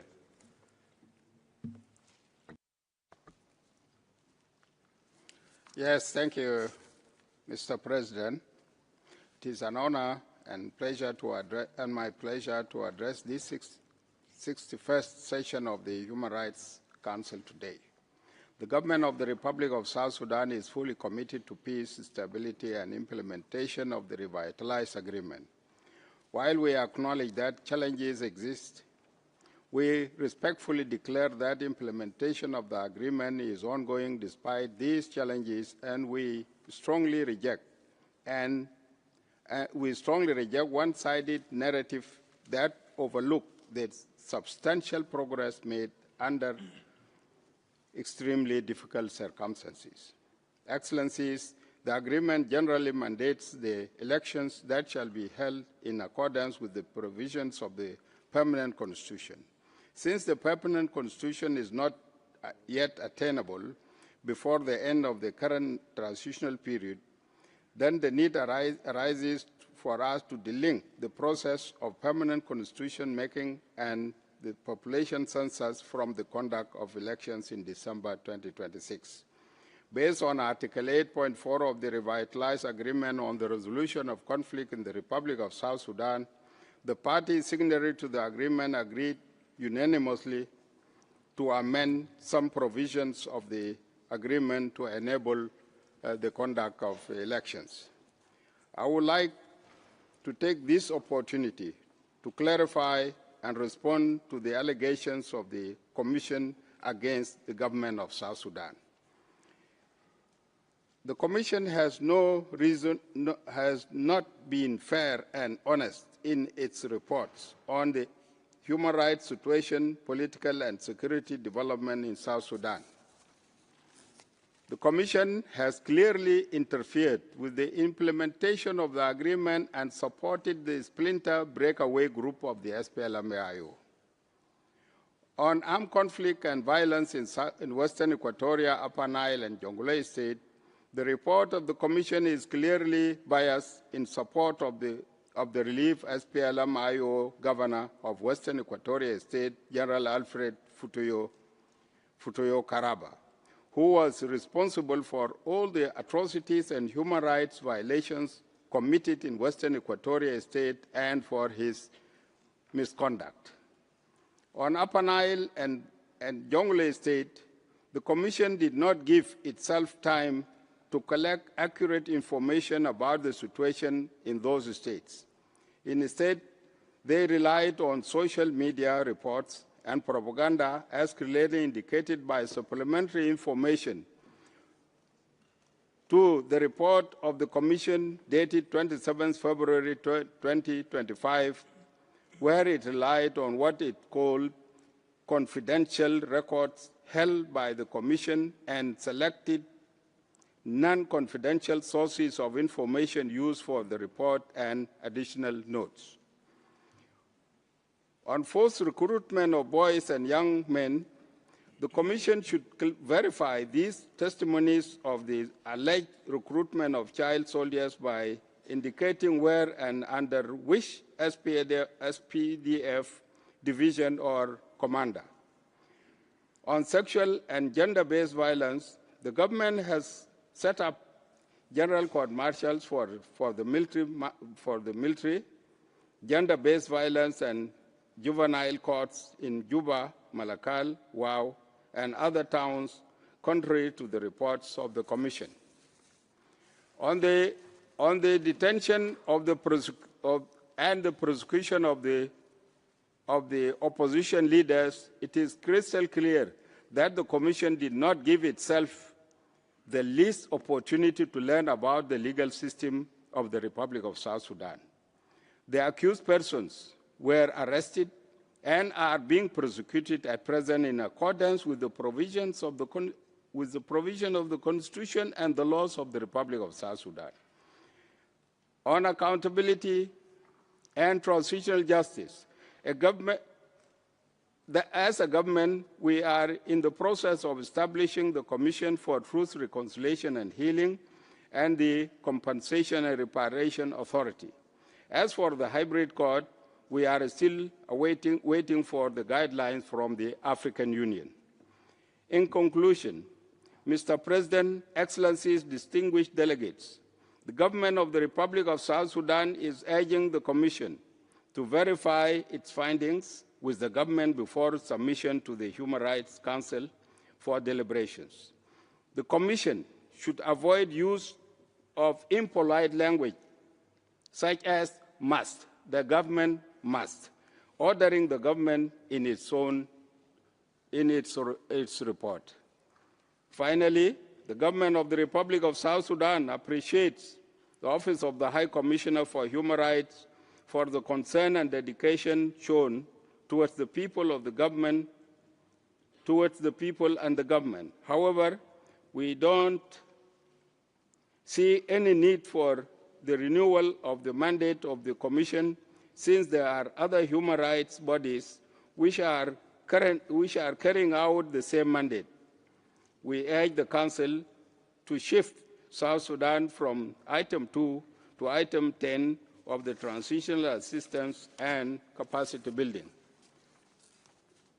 To conclude, the government reaffirms its readiness to work with the Council, member states, and partners who seek to support our path towards the conduct of elections, sustainable peace, and the rule of law. Thank you, Mr. President. Thank you. I now give the floor to Ms. Yasmin Suka. Good morning, Mr. President, Excellencies, Member States. I'm joined by my colleagues Bania Farco and Carlos Castrosana Fernandez. At a moment when this Council is consumed by multiple global crises, another war is quietly gathering momentum. South Sudan is sliding towards renewed and potentially catastrophic conflict with serious implications for regional stability. The warning signs are unmistakable. The peace agreement is being deliberately dismantled. Civilians are being targeted, opposition leaders are detained, and external forces are increasingly involved. More than 3 million South Sudanese have been displaced, a 40% increase in 1 year. These are families fleeing aerial bombardment, burnt villages, and targeted ethnic violence. Military campaigns in Jonglei and Upper Nile are driving mass displacement.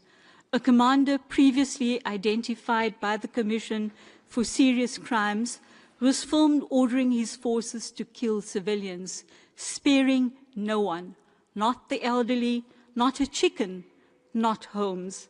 This is not rhetoric. It is incitement to commit mass atrocity crimes. Civilians are treated as legitimate targets based on perceived political affiliation, and collective punishment prevails. Despite public distancing, the government has left him in command, raising grave concerns regarding tolerance and command responsibility. Images have emerged of civilians bound and executed. One witness testified they tied their hands and shot them one by one. The Commission has documented aerial bombardments across 7 of 10 states using improvised incendiary devices. Civilian homes and hospitals, including a Médecins Sans Frontières facility, have been struck, disrupting healthcare for more than 100,000 people. These operations require planning, authorization at senior levels, and engage individual criminal responsibility under international law. Government forces and affiliated actors have forcibly recruited boys and young men in conflict zones in Jonglei. Children have been abducted and killed, some burnt beyond recognition. Sexual violence remains widespread and ethnically targeted. Survivors have told us that they are raped, and they are told because you're a Nuer, or in the case of Nuer women married to Dinka men, the reverse is also true. The consequences are devastating for survivors, for livelihoods, and of course for children born of rape. The cross-border recruitment of South Sudanese youth into Sudan's war, escalating internal mobilization, the opening of an eastern front, and the involvement of regional forces are no longer isolated developments.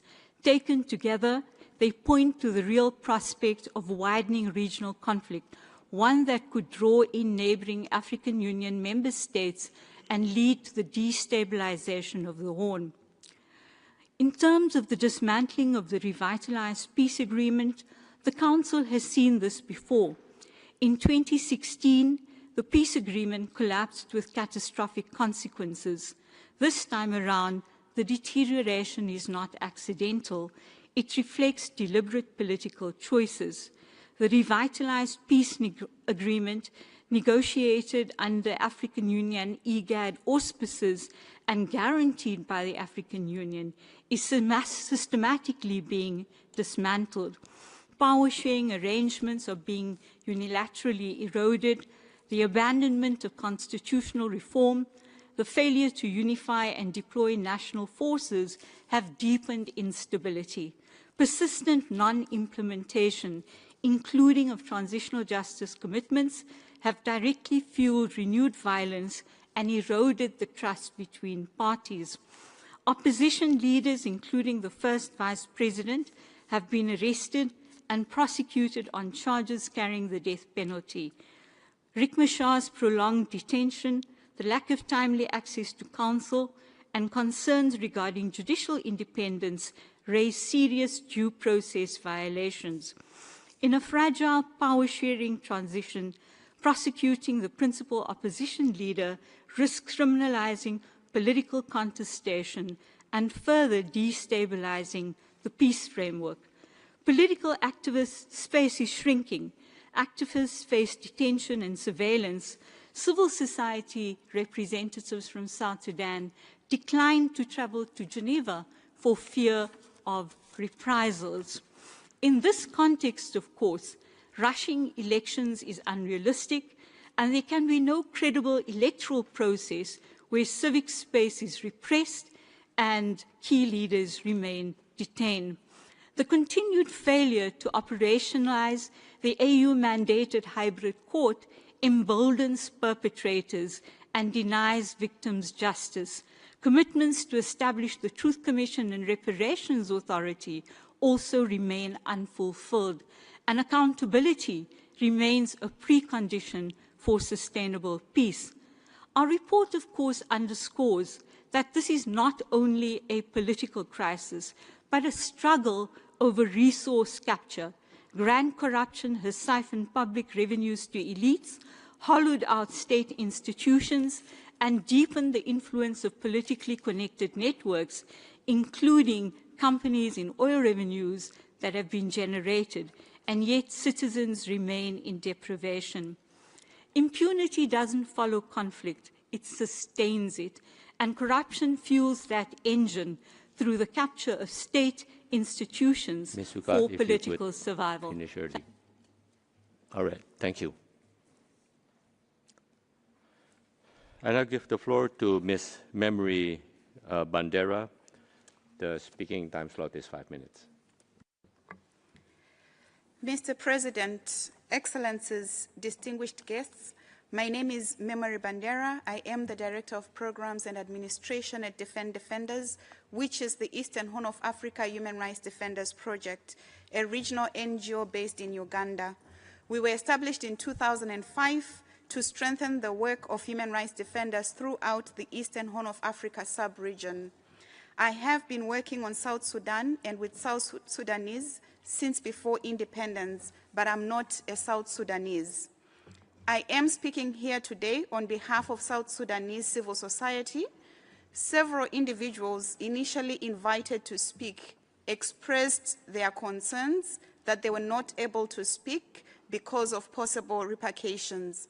This speaks volumes about the country's human rights situation. I take this opportunity to mention the obligation of states to prevent reprisals against those engaging with UN human rights bodies and mechanisms. Excellencies, this is the most dangerous time since the revitalized peace agreement was signed in 2018. This leads us to reflect on the tremendous contrast between the hopes and pride felt in 2011 when South Sudan was officially born as Africa's youngest nation, and the situation now, which is marked by multiple crises, widespread violence, near complete impunity for violations, deep frustration at the multiple extensions of the transitional period, and fears for upcoming elections. Civic space has been squeezed with sweeping restrictions and threats against independent actors, human rights defenders, lawyers, journalists, media professionals, and citizens who simply express their opinion about the way their country is ruled. Despite the severe risks and threats it faces, civil society continues to document violations advocate for reforms, monitor implementation or lack thereof of the peace agreement, and push for accountability. In this regard, we deplore the non-operationalization of the three transnational justice mechanisms envisioned under Chapter 5 of the Peace Agreement. I want to salute the South Sudanese human rights defenders. They provide regional mechanisms and international community with both analysis of patterns of violations and early warning analysis, civic space restrictions, attacks on defenders, identity-based incitement, and election period repression. Human rights defenders and their networks and coalitions are key to gather, channel, and frame relevant information as early warning indicators. As shown in Against All Odds, a report that Defend Defenders published with South Sudanese Human Rights Defenders Network late 2023, the situation of women human rights defenders is even more challenging. They face formidable challenges, including risk of sexual violence, but are showing resilience, determination, and solidarity. Excellencies, Mr. President, let me mention, however, a reason for hope. Despite the international context, including attacks on multilateralism, the UN's financial crisis, and a chronically underfunded UN human rights pillar, now disproportionately affected by UN 80, and growing cynicism about transactional politics, human rights defenders still believe in this council. They still come to Geneva, they sign on to initiatives, including those like this year's civil society letter calling for the extension of the Commission's mandate, and try to break the vicious cycle, lack of accountability, repetition of violations, more impunity, more violations. I end with a plea to reprioritize South Sudan. At this session, states should support the Commission, extend its mandate, and ensure adequate funding and staffing. They should enhance the Council's level of attention, including by reinstating debates on South Sudan at September sessions, and exercise the Council's prevention mandate, standing ready to respond to any further deterioration through a special session, an urgent debate, and urgent inquiries, and additional resources for the Commission. Please match the eagerness of South Sudanese defenders and civil society to see international community involved in their country with steadfast action by this Council. Heed their call, don't betray them. Thank you, Mr. President. Thank you. I now invite interested delegations to ask questions to the presenters and to make comments on their statements. I wish to remind you that the speaking time is 1 minute and 30 seconds for all. The list of speakers is now closed. I would like to recall that the duration of interactive dialogues is 1 hour and 30 minutes. If time permits, additional delegations will be able to speak. With this understanding, I give the floor to the distinguished representative of Iceland on behalf of a group of countries. Mr. President, on behalf of the Nordic Baltic states, I thank the High Commissioner and the Commission for their reports on the situation of human rights in South Sudan. Intensifying violence across South Sudan is deepening an already dire humanitarian situation, placing civilians at heightened risk and driving increased displacement, food insecurity, and protection needs. Immediate action is necessary to address the prevalent conflict-related sexual and gender-based violence.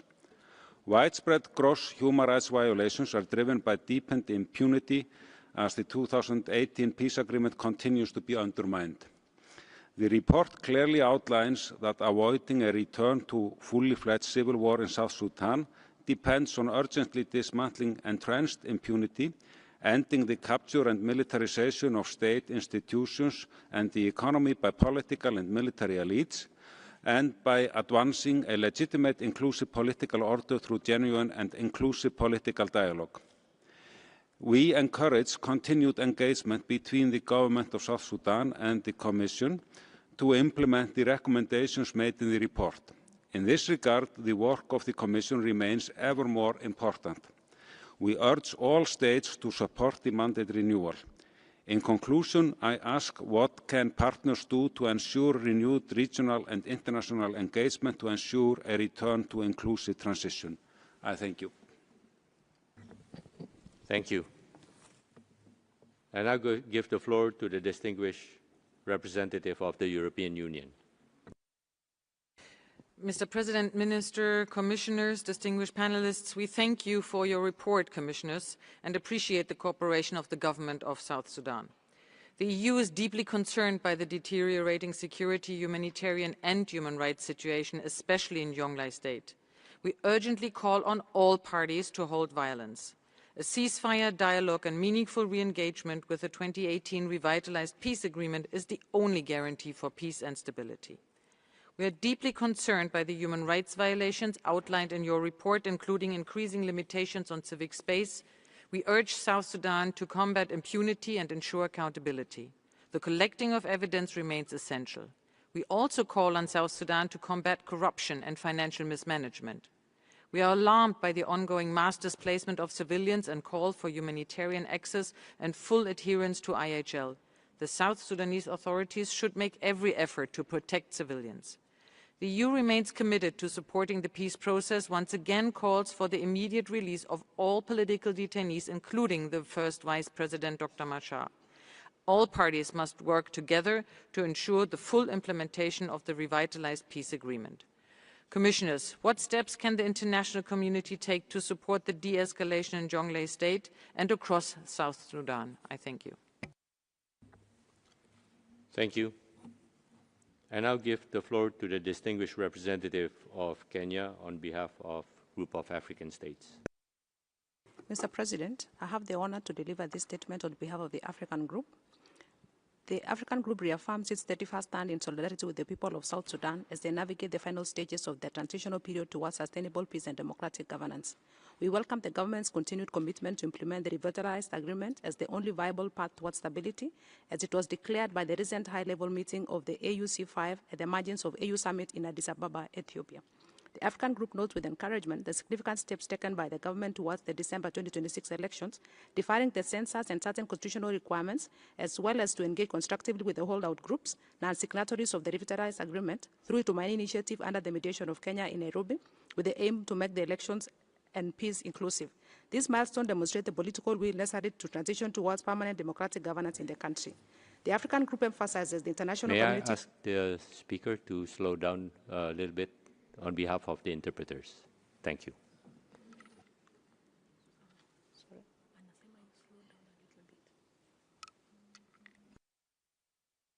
The interpreters requested that if you could slow down, they could interpret you better. My apologies.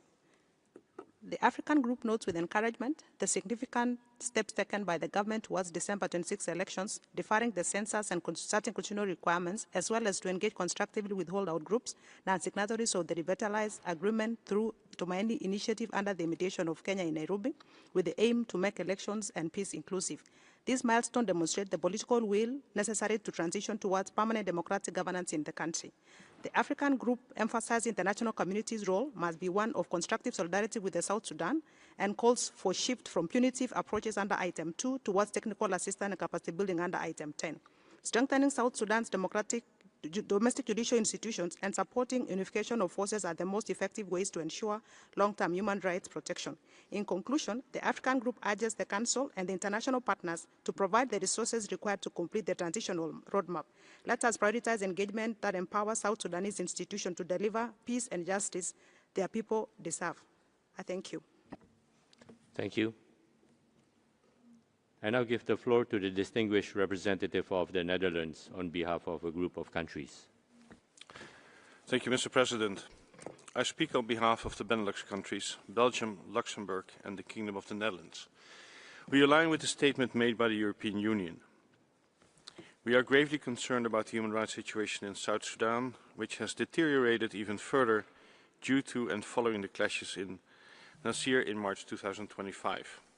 The ensuing intensified conflict and violence, the entrenched impunity and the elite capture of public resources is having a devastating effect on civilians and exacerbates an increasingly dire humanitarian situation. We are abhorred by the persistent pattern of grave violations against children and sexual and gender-based violence. Following the events in March, the authorities have effectively sidelined the opposition through the replacement of ministers and senior military, arrests, detentions and criminal proceedings. These and other violations of the 2018 Revitalize Agreement have brought its implementation to a standstill. The situation is both unacceptable and untenable.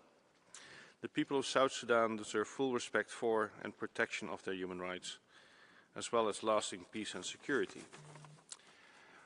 Mr. Commissioner, what steps can the international community take to elevate global attention to the crisis in South Sudan so as to foster the political will necessary for all parties to resume negotiations and fully implement the Revitalize Agreement? I thank you. Thank you. I now give the floor to the distinguished representative of the United Kingdom of Great Britain and Northern Ireland on behalf of a group of countries. Thank you, Mr. President.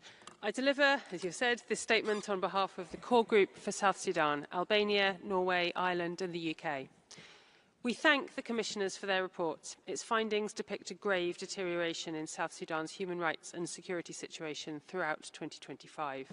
We are deeply concerned by evidence of renewed large-scale conflict, unprecedented aerial bombardments in multiple states, mass displacement and the continued targeting of civilians. The forced recruitment of boys and young men and the widespread use of sexual violence by all parties are particularly alarming. The detentions and prosecutions of opposition leaders, alongside interference in the judiciary and attempts to undermine the revitalised agreement, erode constitutional order and threaten further instability. Such actions are incompatible with credible, peaceful and inclusive elections in 2026. The report makes clear that transparency, resourcing and genuine political will remain lacking when it comes to establishing transitional justice institutions. The hybrid court in particular is urgently needed to address entrenched impunity. The revitalised agreement continues to provide the only current basis for transitional government legitimacy. We urge all parties to cease hostilities, ensure humanitarian access and uphold international law. The Commission's mandate remains indispensable and must be renewed in full this session. Thank you. Thank you. I give the floor to the distinguished representative of Uganda. Thank you, Mr. President. Uganda aligns with the statement of the African Group. Uganda continues to closely monitor with interest the implementation of the Revitalize Agreement as one of the guarantors and long-standing friendly neighbor of South Sudan. We firmly believe that full restoration of peace, stability, constitutionalism and democracy in South Sudan lies within the tenets of the Revitalize Agreement, as was reaffirmed recently at the high-level summit of the African Union in Addis Ababa. In this regard, we welcome every effort by the government of South Sudan to ensure peaceful and inclusive elections targeted for December 2026. We reiterate the importance of ensuring democratic processes, including elections, are held in a conducive environment geared towards restoring peace and stability. Peace, stability, national reconciliation, and human rights are intrinsically linked. As this Council demands for certain civil and political rights, therefore, we should be mindful of the environment in which they will be held. We support the request to the Council to move this enhanced dialogue from Agenda Item 2 to Agenda Item 10 to enhance the capacity as requested.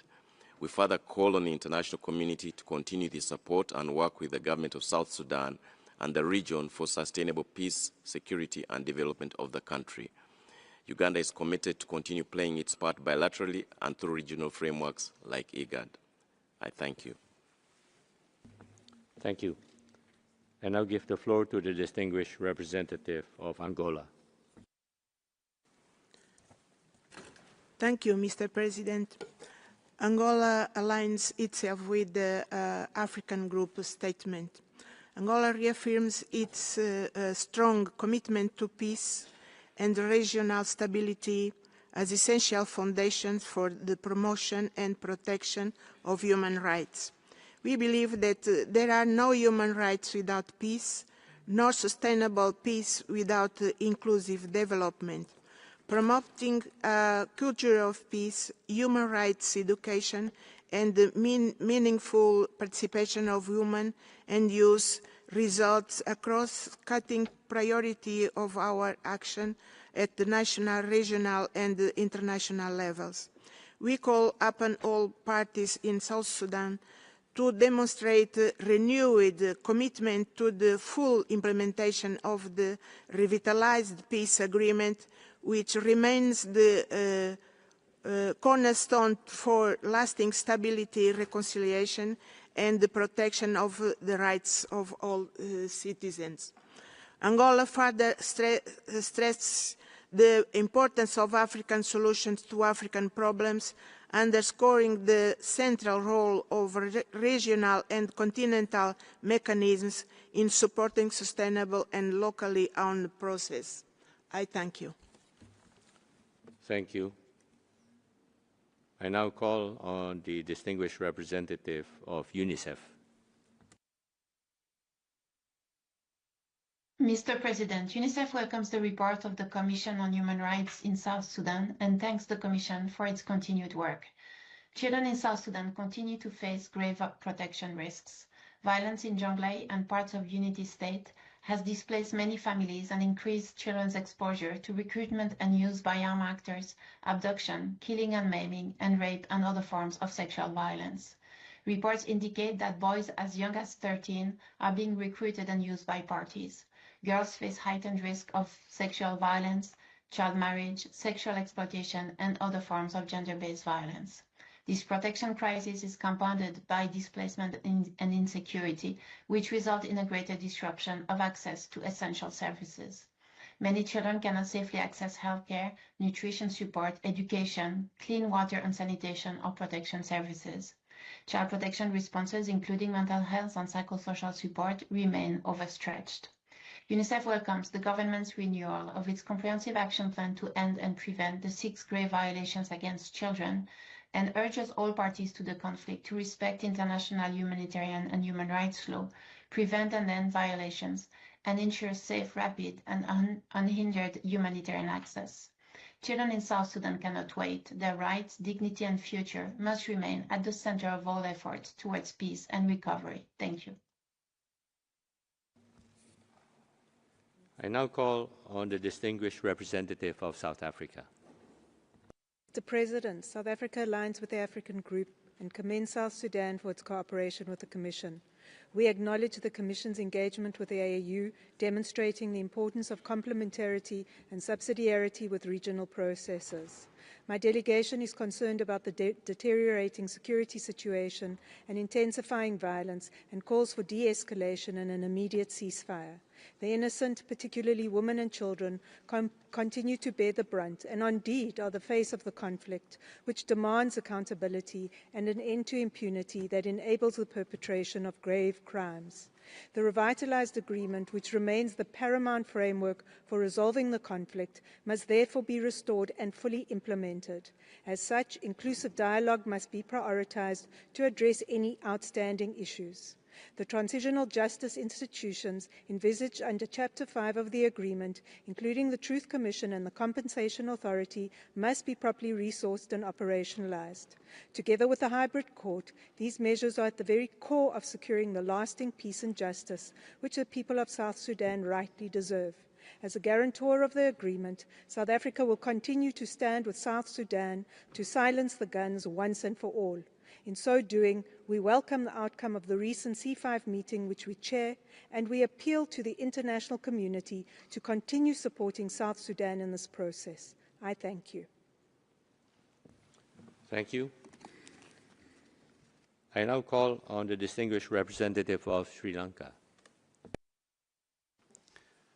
Mr. President, Sri Lanka takes note with appreciation South Sudan's constructive engagement with this Council, including under Agenda Item 10. We also welcome the progressive developments in South Sudan in advancing promotion and protection of human rights. Mr. President, Sri Lanka emphasizes that any external effort at improving the human rights situation in a country should be guided by mutual cooperation and dialogue. In contrast, any initiative and mechanism established without the consent of the country concerned would be both unhelpful and counterproductive. Further, such initiatives undermine the spirit of cooperation required for the promotion and protection of human rights. In conclusion, Sri Lanka calls on the international community and the Council to extend support for South Sudan's efforts based on national priorities. Thank you. Thank you. Next, I now give the floor to the distinguished representative of Eritrea.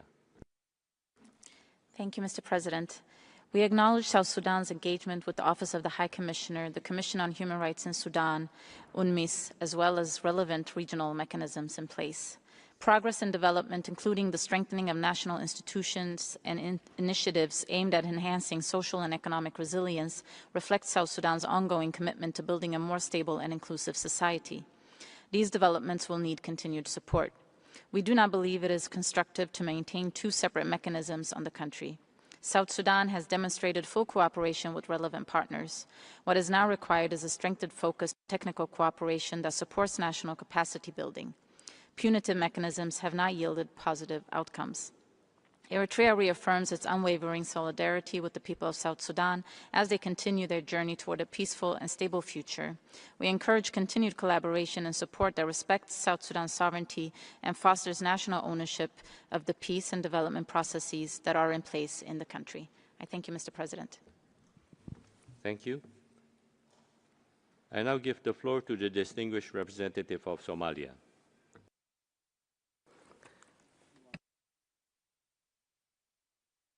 Thank you, Mr. President. Somalia aligned itself with statement delivered by the African Group. The Federal Republic of Somalia takes note of the report of the Commission on Human Rights in South Sudan and thanks the High Commissioner the Commission for its continued work and engagement. We welcome the continued commitment to implementation of the refacilitated peace agreement and the note of the important regional support, including the engagement of the African Union C5, including the dialogue, inclusive dialogue, particularly through the Tumiani initiative, an essential broadening peace, participation and strengthening reconciliation. Somalia underscored durable peace and protection of human rights depending on strengthening national institutions, including effective judicial mechanism and unified forces, and enhancing accountability and rule of law.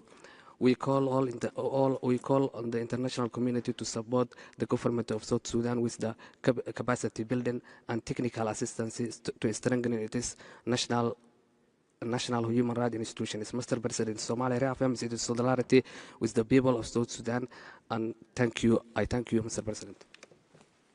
Thank you. I now give the floor to the distinguished representative of Albania. Mr. President, Albania aligned with the joint statement of core groups on South Sudan resolution and reiterated its strong commitment as a member of this group to advancing human rights, accountability, and sustainable peace in South Sudan. We thank the members of the Commission on Human Rights in South Sudan for their continued dedication and professionalism in fulfilling their mandate.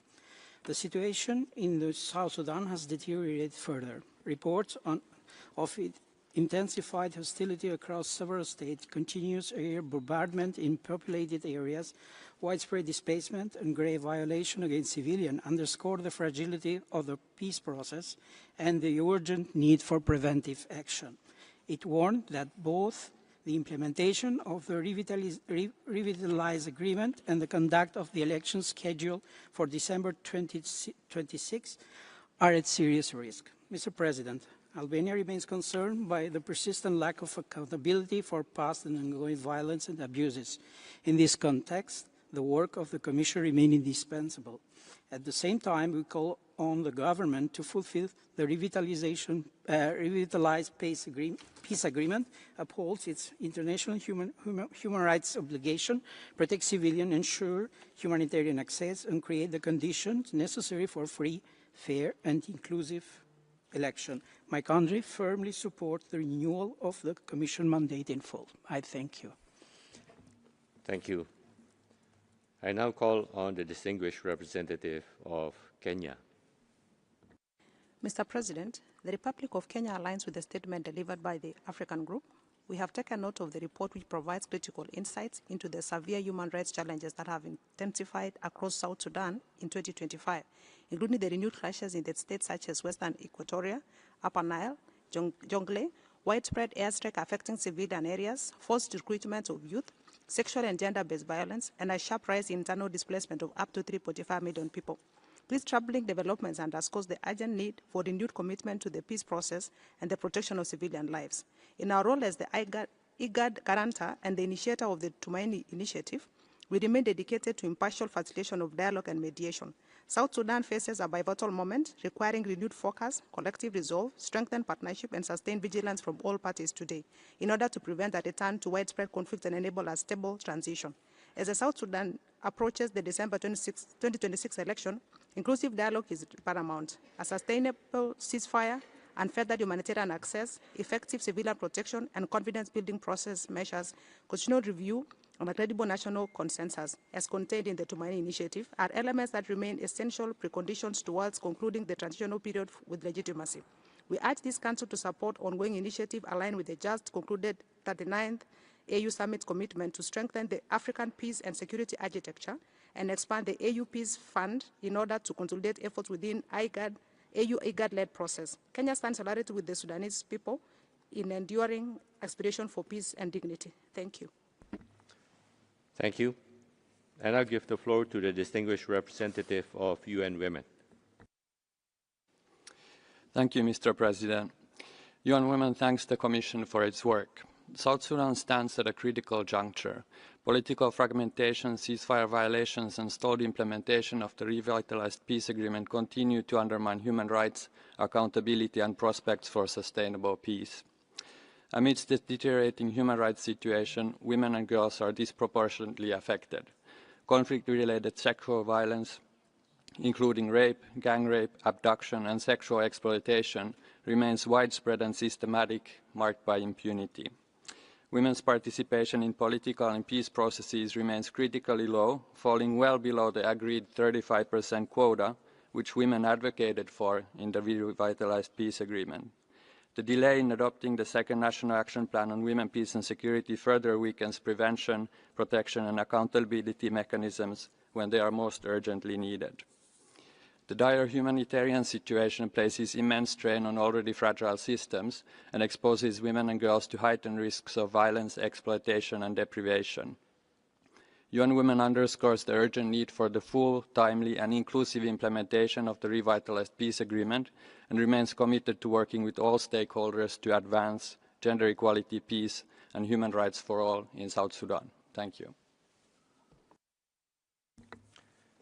Thank you. I now call on the distinguished representative of the United Kingdom. Mr. President, we thank the Commission for your report, and we agree with you it paints a stark and troubling picture. The suffering endured by the people of South Sudan is indefensible. As the High Commissioner said, the warning light is flashing red. We are seeing renewed conflict, indiscriminate aerial bombardment, forced recruitment, and systematic sexual violence as a weapon of war. Communities are burned from their homes, children abducted, and humanitarian access obstructed as famine risks grow. This is not the path of a country on the way to meaningful elections. We condemn the 21st of February killing of civilians in Pankour and remind the transitional government that such attacks may constitute war crimes. Full investigations and accountability are essential. We remain gravely concerned by politically motivated detentions and prosecutions of opposition leaders. Attempts to amend the peace agreement risk fatally undermining it and only push South Sudan back towards war. The transitional government's failure to establish the hybrid court leaves victims without justice and perpetrators emboldened. The UK stands with the people of South Sudan. We will continue to press for accountability, protect civic space, and support regional efforts to prevent further atrocities. Commissioners, what should the international community prioritise to help reduce harm to civilians? Thank you. Thank you. Next, I give the floor to the distinguished representative of Malawi. Thank you very much, Mr. President. Malawi aligns with the statement of the African Group, and we thank the Commission for this report. We commend South Sudan for the continued cooperation with the Commission and all efforts that are being made towards sustainable peace and nation building for the country. We remain deeply concerned by continued violence and suffering of civilians, particularly women and children. There is urgent need to de-escalate the situation and renewed political commitment.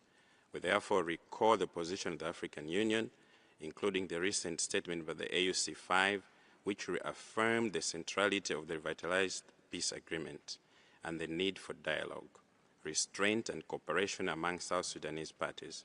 We echo the AU's call for all actors to recommit to the peace process and to refrain from actions that further undermine trust and stability. Malawi underscores that sustainable peace in South Sudan cannot be achieved without respect for human rights, the rule of law, and accountability. In this regard, we urge for the speedy establishment of transitional justice mechanisms such as the hybrid court. We further urge the importance of protecting civilians in the country. Malawi believes that this Council has a responsibility to support regional efforts, reinforce prevention, and remain engaged in a manner that complements the efforts of the AU and IGAD. We encourage continued cooperation with the government of South Sudan, regional bodies, and international partners to restore confidence in the transition and to place the welfare of the people of South Sudan at the center. Thank you very much. Thank you. I now give the floor to the distinguished representative of Sudan. السيد الرئيس السودان ينضم إلى البيان المقدم من المجموعة الأفريقية ويرحب بوفد جنوب السودان الشقيق بقيادة معالي وزير العدل والشؤون الدستورية مولانا مايكل ماكوي لويث. إننا نرحب بالتقدم في تنفيذ بنود الاتفاق المنشط للسلام بجنوب السودان بما في ذلك التطورات التشريعية والمؤسسية، وندعو إلى مواصلة تنفيذه رغم التحديات المتعددة التي تواجه جنوب السودان الشقيق، ونحث المجتمع الدولي على دعم ذلك وإرسال الرسائل التي تساعد جنوب السودان للوفاء بالالتزامات الواردة في ذلك الاتفاق. ونشدد هنا أيضا على دور الإيجاد والاتحاد الأفريقي فيما يلي الإشارات للآثار السالبة للأوضاع الأمنية الجارية الآن في السودان وأثرها على الأوضاع في جنوب السودان الشقيق، فهذه حقيقة ماثلة في سياق الروابط المتعددة التي تربط بين البلدين الشقيقين. السودان يؤكد على سيادة جنوب السودان وحقه الكامل في اختيار وتحديد السياسات المناسبة التي تستجيب للاحتياجات الماثلة فيه، وندعو المجتمع الدولي لتقديم الدعم الإنساني والتنموي لجنوب السودان بموجب البند العاشر، وكذلك الدعم الفني في مجالات حقوق الإنسان كافة. شكرا سيد الرئيس. Thank you. I now give the floor to the distinguished representative of Mali.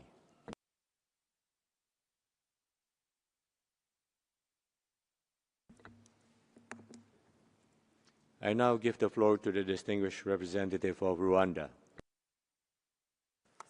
Thank you, Mr. President. Rwanda aligns with the statement delivered by Kenya on behalf of the Africa Group. We take note of the Commission's report. We welcome the government of South Sudan's cooperation and the support provided by the United Nations mission in South Sudan. Rwanda remains concerned by the security and humanitarian situation in South Sudan, including reports of violation affecting civilians, as well as allegations of ethnico-motivated attacks and displacement. Rwanda encourages the full and inclusive implementation of the revitalized agreement as the agreed framework for restoring constitutional order, advancing reconciliation, and strengthening accountable institutions. We call for the operationalization of the transitional justice institution envisioned in the revitalized agreement.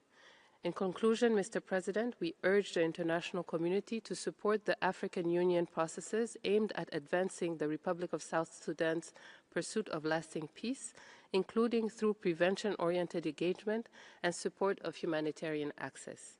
I thank you. Thank you. I now call on the distinguished representative of Saudi Arabia. السيد الرئيس، اطلعت بعثة بلادي على التقرير وأخذت علما بما جاء فيه. إن بلادي تقدر جهود حكومة جنوب السودان الرامية إلى تعزيز وحماية حقوق الإنسان على الرغم من التحديات والصعوبات التي تواجهها، ونشكر لها تعاونها مع الجهات الفاعلة الإقليمية والدولية وتدعوها لمواصلة تلك الجهود.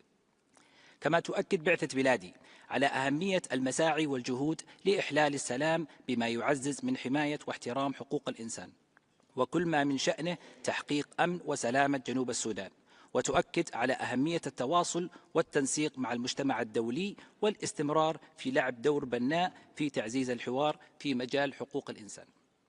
وفي هذا الصدد السيد الرئيس، نحث المجتمع الدولي على مواصلة تقديم الدعم الفني والتقني وبناء القدرات اللازمة لجنوب السودان واحترام رغبته كدولة معنية حول أفضل الآليات اللازمة لتوفير المساعدة الفنية إليها في مجال حقوق الإنسان. شكرا السيد الرئيس. Thank you. I now call on the distinguished representative of North Macedonia. Thank you, Mr. President. We thank the High Commissioner and the Commission on Human Rights for its detailed reporting on the situation in South Sudan. Almost a decade after the revitalized peace agreement was signed, the human rights situation in South Sudan remains deeply concerning. We remain alarmed by continued reports of extrajudicial killings and conflict-related sexual violence. Such acts may constitute serious violations of international human rights and humanitarian law.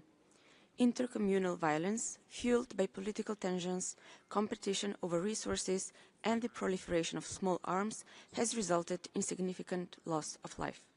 Women and children are disproportionately affected, with alarming rates of gender-based violence and child recruitment by armed actors. Accountability for serious crimes remains limited. North Macedonia calls for restoring the legal supremacy of the revitalized agreement as the sole legitimate framework for restoring peace and preventing further violations.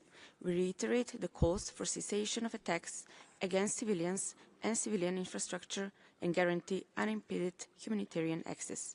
We underscore the state's primary responsibility to protect its population and to ensure credible accountability processes. The establishment and operationalization of transitional justice mechanisms, including the hybrid court, must not be further delayed. I thank you. Thank you. I now give the floor to the distinguished representative of Germany. Thank you, Mr. President. Germany aligns itself with the EU statement. We thank the Commission for its report and update and appreciate the transitional governments of South Sudan's continued cooperation with human rights mechanisms. We remain, however, gravely concerned by the ongoing severe deterioration of human rights in the country. We call on the parties to return to the revitalized peace agreement immediately, release all political detainees, and work towards fully implementing all of its elements. Rampant impunity and lack of political willingness to ensure accountability for human rights abuses, including through the hybrid court, have propelled the country back to the brink of open warfare. The escalation of violence in Western Equatoria, Upper Nile and Jonglei further the risk of a full-scale conflict. Deeply entrenched corruption fuels conflict and lays the grounds for it to take hold in the face of underfinanced institutions, unpaid civil servants and a people in lack of basic services. We urge South Sudan to make sure its resources are channeled into the proper structures and institutions and to combat economic predation. Honoured members of the Commission, what can the international community do to support a return to the revitalized peace agreement and to enable accountability in the face of widespread impunity? Thank you. Thank you. I now call on the distinguished representative of Ghana. Mr. President, Ghana aligns with the statement of the African Group and expresses appreciation to the Commission on Human Rights in South Sudan. Ghana is alarmed by the grave issues highlighted in the Commission's report, particularly the precarious civilian security situation, including extrajudicial killings, enforced disappearance, mass displacement, and food security. We welcome the government of South Sudan's continued commitment to implementing the revitalized agreement and also acknowledge steps taken by South Sudanese authorities towards holding general elections in December 2026. Mr. President, we further support the AU's call for the deployment of technical experts on disarmament, demobilization and reintegration, in addition to the delivery of financial and logistical assistance to facilitate the organization of inclusive, peaceful and credible elections. We also call on the Council and all stakeholders to provide the necessary support to complete this transitional roadmap by strengthening coordinated assistance through diplomatic engagement, technical assistance, and capacity building for national institutions. Finally, Ghana reaffirms its unwavering commitment to supporting collective international efforts aimed at achieving a peaceful South Sudan free from armed conflict. I thank you, Mr. President. Thank you. I now call on the distinguished representative of Ireland. Thank you, President. President, Ireland aligns with the statement of the EU and with the statement delivered by the UK on behalf of the core group. We are gravely concerned, President, by the escalating conflict in Jonglei State, and we urge all parties to engage in a meaningful dialogue and to agree on immediate cessation of hostilities. We further urge all parties to re-engage with the 2018 revitalised peace agreement. Ireland strongly condemns the ongoing violence against civilians, humanitarian and healthcare workers, and calls on all parties to respect international humanitarian and human rights law. We are particularly concerned by the impact of the conflict on women and girls, who are subject to widespread sexual and gender-based violence. Such actions are unconscionable and must stop. It is imperative that the perpetrators of human rights violations and abuses are held accountable. Democratic and civic space is continuing to shrink, and we urge the transitional government to take the necessary steps to meet their obligations under the International Covenant on Civil and Political Rights. The transitional government must take proactive steps to root out systemic corruption and ensure that state resources are utilised to improve the lives of all citizens. Commissioners, what concrete actions can the international community realistically take to support the implementation of the revitalised peace agreement? Thank you. Thank you. I now give the floor to the distinguished representative of the Democratic People's Republic of Korea. Thank you, Mr. President. We commend the government of South Sudan for the tangible progress made in implementing the revitalized peace agreement and its efforts to promote and protect human rights of its people despite the many challenges. We also acknowledge the government's commitment to creating conditions conducive to peaceful, inclusive, fair and credible elections planned for December 2026, while recognizing the practical challenges related to the census and constitutional requirements. We urge the international community to provide the necessary support to assist South Sudan. We reaffirm our support and solidarity with the government and people of South Sudan in their pursuit of lasting peace, stability, and development. I thank you, Mr. President. Thank you. I now give the floor to the distinguished representative of Japan. Thank you, Mr. President. Japan expresses its appreciation for the Commission's report. We would also like to thank the United Nations mission in South Sudan for its ongoing commitment to protecting civilians in South Sudan. Japan remains concerned about the deteriorating human rights situation in South Sudan, including mass displacement caused by the conflict both domestically and to neighboring countries. In particular, the intensified fighting in Jonglei and western and eastern Equatoria, which is escalating the risk of insecurity, famine, and public health crisis, is a grave concern. Japan condemns in the strongest terms the continued attacks against civilians, including humanitarian personnel in South Sudan. Japan calls on the transitional government to take immediate action to end the conflict, prevent further targeting of humanitarian personnel, hold perpetrators accountable, and ensure the safety of those providing life-saving assistance to the South Sudanese people.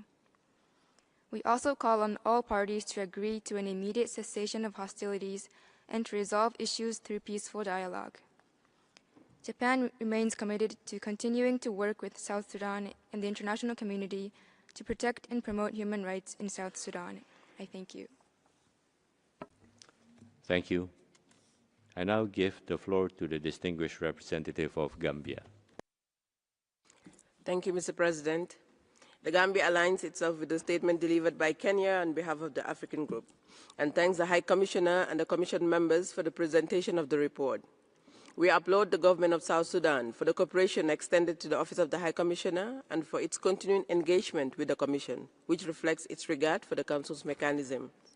However, we note with concern the multiple and complex security and governance challenges outlined in the report. which directly impacts the enjoyment of human rights by the people of South Sudan, especially women and children.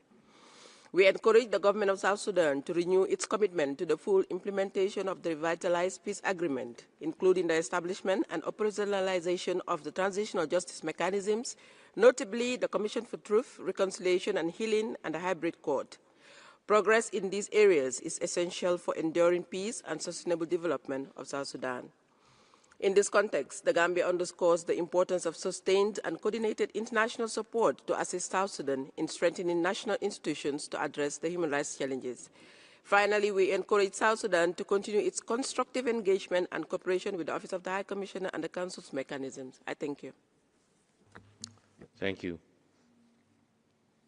I now give the floor to the distinguished representative of Sierra Leone. President Sierra Leone aligns itself for the statements delivered by the African Group and thanks the Commission for the report. We welcome the government's ongoing engagements with the Council's mechanisms. We also recognize the progress made towards the December 26 elections, including the inclusive measures introduced through the Tumaina initiative, which promotes national cohesion. We know that ensuring sustainable protection of human rights in South Sudan depends on strengthening domestic institutions, particularly the judiciary, and unifying the armed forces. For long-term stability and accountability, national ownership of the peace process is essential. We emphasize that the role of the international community should be guided by constructive partnership and solidarity. At this critical juncture, technical assistance and capacity building support are indispensable for enabling South Sudanese institutions to effectively implement the transitional roadmap. We request that the Council and Development Partners provide the necessary resources and sustained engagement to consolidate peace, enhance national cohesion, and ensure that the people of South Sudan realize their aspirations for a stable and prosperous country. We encourage the government of South Sudan to consider the Commission's recommendations to strengthen its democratic institutions and effectively implement the revitalized agreement. And I thank you, President. Thank you. I now give the floor to the distinguished representative of Zimbabwe. Mr. President, Zimbabwe commends the government of South Sudan for its continued constructive engagement and cooperation with the Office of the High Commissioner for Human Rights and other human rights mechanisms. We also commend South Sudan for constructively engaging in the ongoing dialogue with regional partners through AU and IGAD. Whilst we recognize South Sudan's readiness to constructively re-engage through the Tumain initiative, we are worried by the escalation of conflict in some parts of the country. We underscore the need to de-escalate current security situation and urge the government to restore order and security in the affected areas. We call for the protection of civilians, especially women and children, and urge all South Sudanese parties to address outstanding issues in the revitalized agreement. We acknowledge the government of Sudan's commitment to creating a conducive environment for peaceful and transparent elections planned for December 2026. We call on the Council to address South Sudan under Agenda Item 10 to enable it to obtain technical assistance and capacity building, which it currently needs to finalize its transition. I thank you. Thank you. Next, I give the floor to the distinguished representative of Ethiopia. Thank you, Mr. President. Ethiopia aligns itself with the statement of the African Group. Ethiopia welcomes and acknowledges the continued efforts undertaken by South Sudan to advance peace, security, sustainable development, and the promotion and protection of human rights since the signing of the revitalized agreement on the resolution of the conflict in South Sudan in 2018. That agreement remains the cornerstone of South Sudan's peace process and a vital framework guiding the country's transition toward stability, national reconciliation, and institutional consolidation. Ethiopia firmly believes that the human rights situation in every country should be assessed in an objective, impartial, and constructive manner, with full respect for national sovereignty, territorial integrity, and the principles of non-interference in the internal affairs of states. We commend South Sudan for its constructive engagement with the Universal Periodic Review process, OHCHR, and the Human Rights Council. We further note with appreciation the continued cooperation between South Sudan and regional partners, including the constructive engagements held recently in Addis Ababa, which have contributed to advancing dialogue, coordination and support for the peace process. Such engagements underscore the importance of regional solidarity and African-led solutions in accompanying South Sudan's transition. In closing, Ethiopia calls upon the international community to enhance its coordinated support to South Sudan. I thank you, Mr. President. Thank you. I now give the floor to the distinguished representative of Switzerland.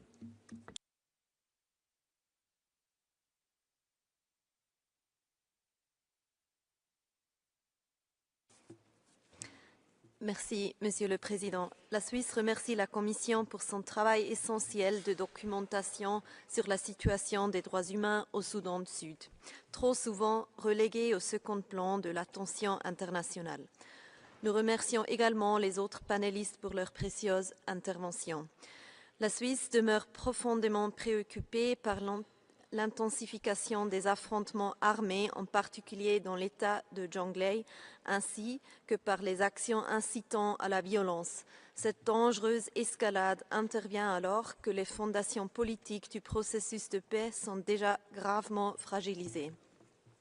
Nous appelons toutes les parties à respecter pleinement le droit international humanitaire et les droits humains, à mettre fin aux violences et à garantir un accès humanitaire sûr, rapide et sans entrave à toutes les personnes dans le besoin. En outre, nous condamnons avec la plus grande fermeté les assassinats de tous les travailleurs humanitaires et demandons que leur protection soit assurée sans délai. Nous exhortons les autorités sud-soudanaises et les partenaires régionaux et internationaux à se réengager d'urgence afin de préserver l'accord de paix revitalisé pour revenir vers la voie politique et la reprise du dialogue sur laquelle ils se sont engagés. Cette inaction fait courir le risque d'un conflit généralisé et d'une tragédie additionnelle. Je vous remercie.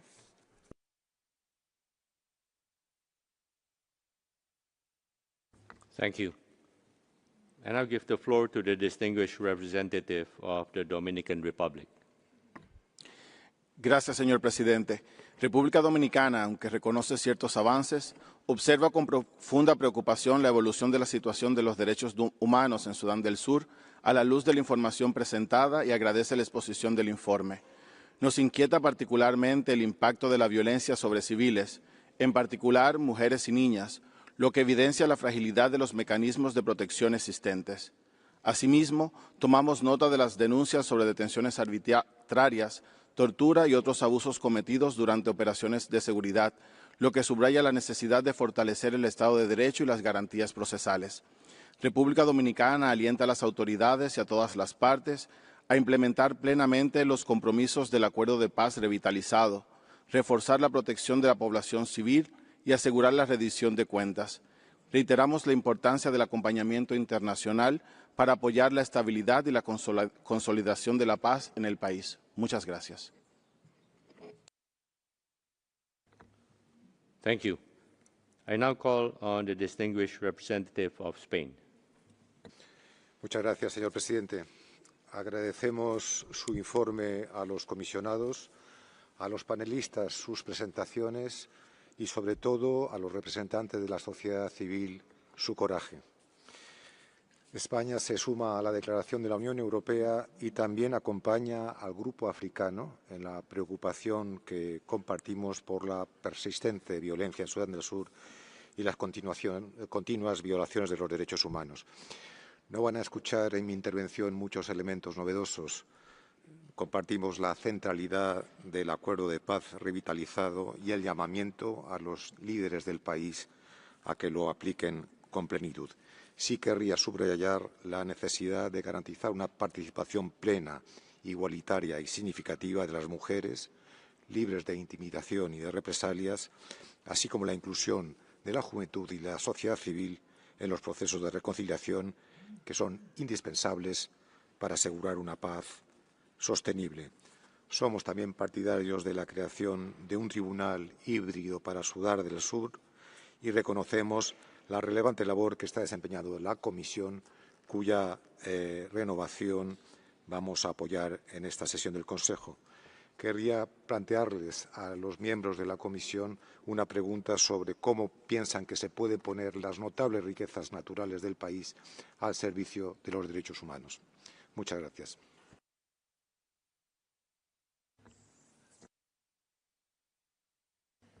Thank you. I now give the floor to the distinguished representative of Turkey. Thank you, President. The humanitarian situation in South Sudan is extremely severe. Millions of people internally displaced by conflict, coupled with natural disasters, famine and disease. Humanitarian assistance has been hindered in ongoing clashes. Access denial by all sides to humanitarian assistance must stop immediately. South Sudan's problems require peaceful solutions. The parties to the 2018 peace agreement should be held fully to their obligations under that agreement. The transitional government's component from the opposition must be representative of the reality in the country. The elections to be held in December 2026, to which all sides agreed to, should be held. This could be possible only if there is a return to meaningful dialogue between the parties to the 2018 agreement. Turkey enjoys friendly and good relations with the Republic of South Sudan. Turkey was among the first countries recognizing South Sudan's independence. Continued support to the Republic of South Sudan is critical. We must provide concrete support to the South Sudanese people in their efforts to ensure security, stability, peace and prosperity in their country. I thank you.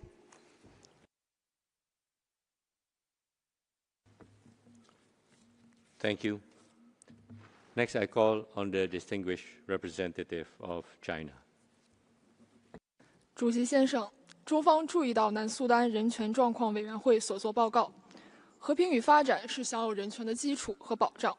中方欢迎南政府为缓和当前安全局势所作努力，赞赏南政府同各方进行建设性接触，在执行振兴协议方面取得进展。 并通过非盟和政府间发展组织与区域伙伴开展持续对话。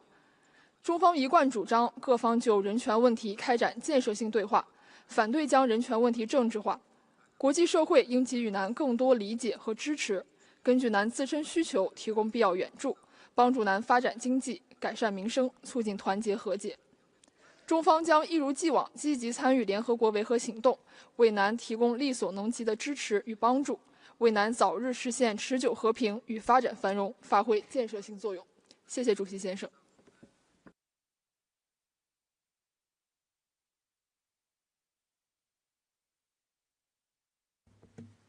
Thank you. I now give the floor to the distinguished representative of the Russian Federation. Господин председатель, обстановка в Южном Судане далека от стабилизации. Столкновения между правительственными войсками и сторонниками оппозиции не прекращаются. Военные действия охватывают обширные территории, что ведет к росту числа жертв среди мирного населения. Напряженная обстановка в стране представляет серьезную угрозу для всего субрегиона, создает предпосылки для масштабной дестабилизации в условиях прозрачности границ, способствующей перетеканию боевиков и росту незаконной торговли оружием. Обеспокоены тяжелой гуманитарной ситуацией в Южном Судане, усугубляемой сезонными природными катаклизмами, а также притоком сотен тысяч беженцев, возвращающихся на родину южносуданцев. Исходим из того, что улучшение положения в области прав человека в Южном Судане станет возможным после окончательного урегулирования внутреннего конфликта. Исключительную важность в данном контексте имеют усилия африканского сообщества, направленные на мирное разблокирование нынешнего военно-политического кризиса в Южном Судане. Важной составляющей продвижения страны к миру является деятельность миссии ООН в Южном Судане. В этой связи решительно осуждаем любые акты насилия, направленные против голубых касок, представителей гуманитарных организаций и гражданского населения. Благодарю за внимание. Thank you. I now give the floor to the distinguished representative of Venezuela. Gracias, señor presidente. Venezuela reconoce la complejidad de la situación en Sudán del Sur. Sin embargo, desea expresar su profunda preocupación ante la persistencia de algunos países en este Consejo en imponer resoluciones que no cuenten con el respaldo del país concernido. Reafirmamos nuestra postura de principios contra el uso de este espacio para promover iniciativas politizadas contra cualquier país. La imposición de mecanismos punitivos, lejos de ayudar, profundizan las brechas de desconfianza. Creemos firmemente que el respeto mutuo y el diálogo genuino deben prevalecer en el marco del respeto a la soberanía y a la no injerencia en los asuntos internos de los Estados. Este Consejo debe retomar su esencia original, ser un espacio de diálogo genuino y cooperación constructiva, alejándose de las lógicas de confrontación, politización o dobles raseros. Muchas gracias. Thank you. This was the last speaker on my list for states. We will therefore end this session now. We will reconvene this afternoon at 2:30 p.m. to continue the enhanced interactive dialogue on the report of the Commission of Human Rights in South Sudan.